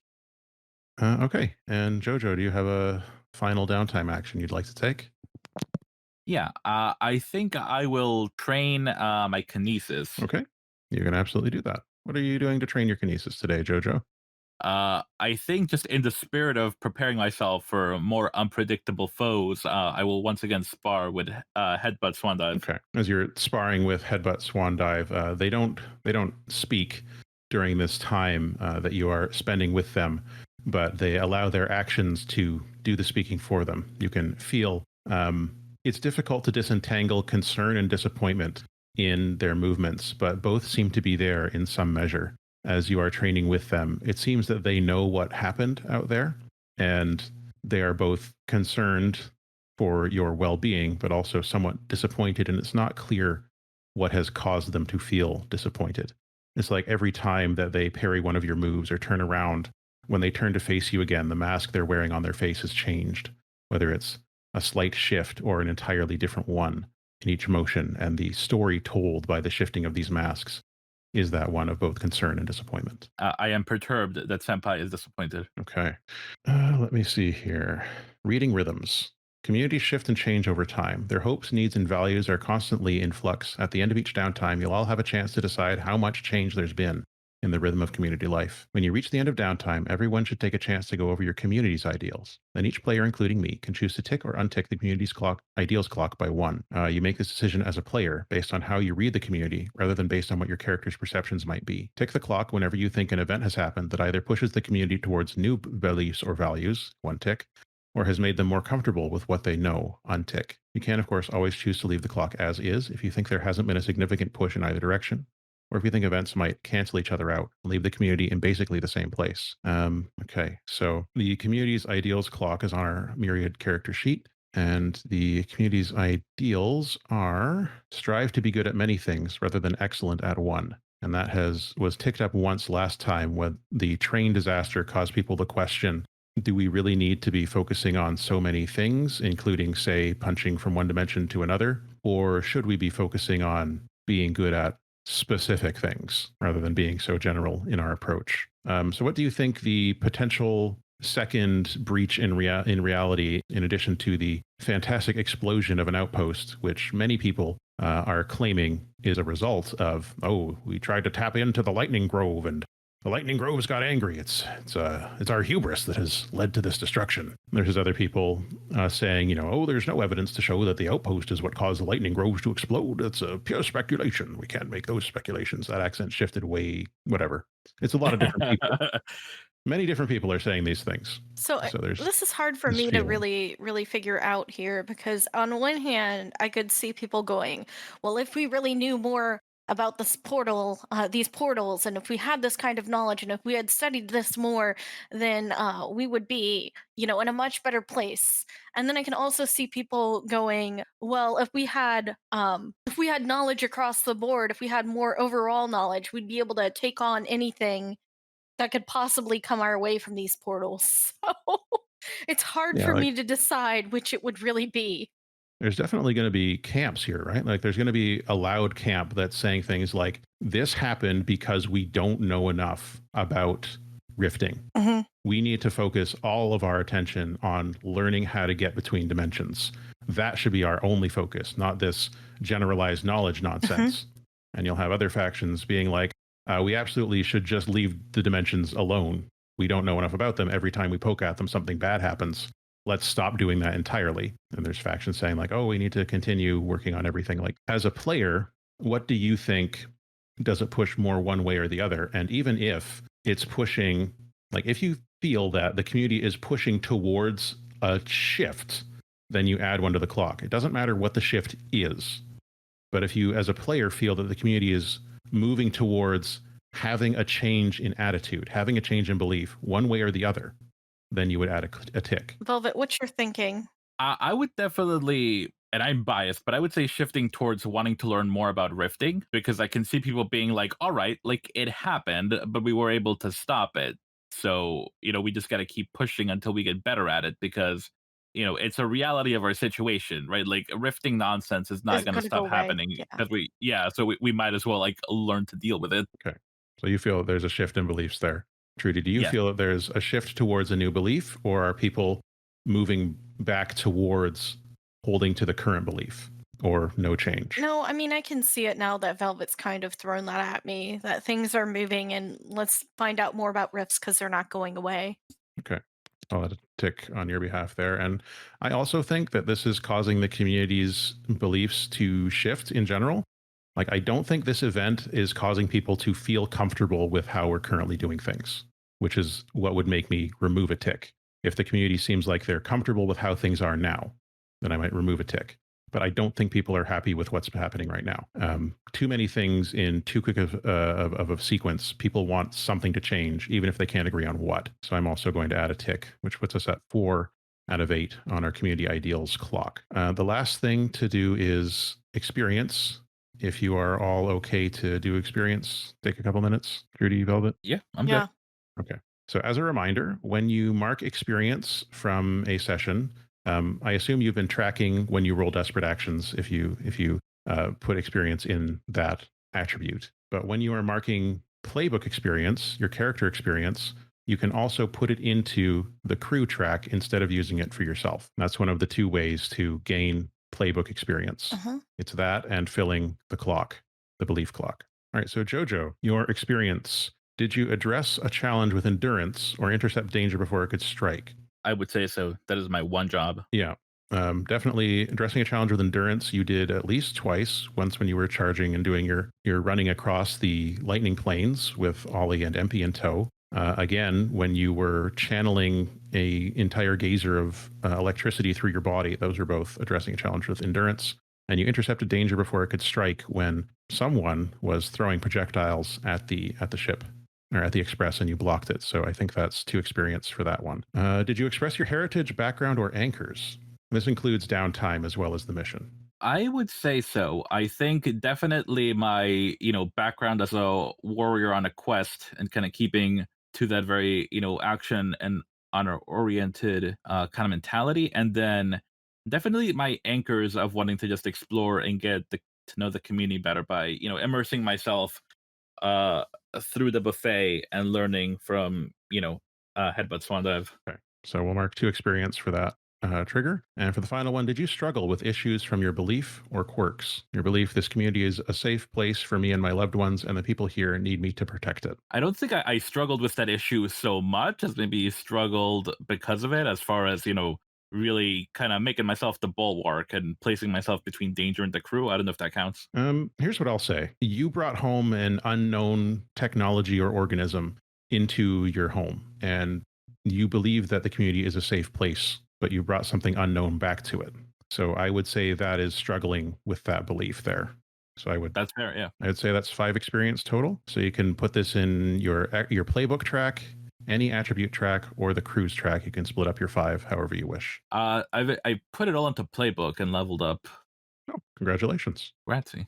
And I think I'm gonna take the inspired by dealing with that lightning geyser. I think I'm gonna take Tidebreaker. You can push yourself to do one of the following: perform a superhuman feat of physical force, or engage a small group on equal footing in combat. Rad. I love that move. I could honestly say that about every move in this game, but that's neither here nor there. That's a particularly cool one. Ollie, experience. Your experience is in the bottom left over here. Yep. Did you address a challenge with technical know-how or devise unexpected uses for the tools at hand? Yes.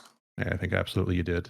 You tried to figure out what's going on in the outpost. You used your scanner and you repurposed a bunch of junk into a rift sealing device. So that's 2 experience for that trigger. Did you express your heritage, background, or anchors? Anchors being, I want to be able to create and repair anything. Oh, well, I think yes. Heritage being the Rodero Bloom, and background being a labor repair person. Yes. Yeah, I think so. I think that's 2 as well. And did you struggle with issues from your belief or quirks? Your belief being, my community can count on me for anything involving tech, but not much else. I think Ollie still believes that.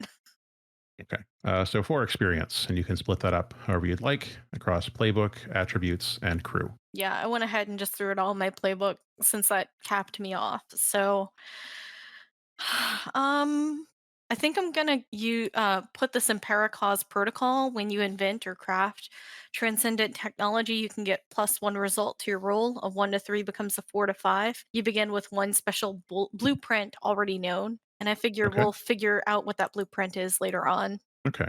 Yeah, it could well be related to that rift ceiling thing that you put together, Yeah. but we'll figure that one out. So I'm going to put some notes in here. There's a 6-tick clock of whoever or whatever caused that or was causing that rift paying attention to Ollie specifically. So that's a 6-tick clock that I've started. It's got 1 in it at the moment. JoJo brought home, or JoJo felt compelled to bring home a clamshell like thing with ooze in it. And what else? Was there anything else? That might be it for now. Oh, right. Yeah. Need special blueprint. Need a special blueprint for Ollie. All right. I think that's everything. Any questions or anything you want to talk about here? No, despite this being a disaster session, it sure was fun. We made it through. We You did. survived. You completed the We mission. did. I mean, such as it is. You found out what was happening. That was the mission. Okay. So I want to acknowledge that this podcast is produced on the unceded territory of the Katzie, Kwikwetlem, Stalo, Kwantlen, Stz'uminus, and Musqueam people, and the treaty land of the Tsawwassen First Nation. I'd like to remind you that you can check native-land.ca to find out on whose land you are living and to get in touch with those nations and see what you can do to help. And you can support Indigenous people around the world directly by exploring the Settler Saturday hashtag on Twitter and other social media to do direct donations, and also by learning about the land back movement in your area and how you can help return stewardship of the land to the people who actually know what they're doing about it. I am ARP, or Matt. My pronouns are here, they. I am your friendly guide here on the Stories of a Broken Sun podcast. You can find me on Twitter at YCaliber, or follow the show at Broken Sun RPG. Visit our website at brokensunrpg.com, and you can go to our Discord. I think it's bit.ly/Broken Sun Discord, but I'm not sure. I'll put it in the links in the description. Today I was joined by Velvet. Dark greetings, everyone. Thank you so much for joining us for another episode of Stewards of a Broken Sun. I've been Velvet. I use favorite pronouns, and you can find me pretty much everywhere on the interwebs at OG Brown Sugar. And Trudy. Hey, I'm Trudy. My pronouns are they, them, and you can find me on Twitter at good_damage. Was great being with everyone today. Thank you so much. And we have been playing Songs for the Dusk, version 0.5 beta, a Forged in the Dark game by Kavita Poduri and Quinn Floredo Vega. Big thanks to Kavita for allowing us to use the beta rules. We are having a fantastic time, and I have to say that these rules rule. Hey. So until the next time, all the best, and we'll see you next time, Space Friends. Bye, Space Friends. Bye.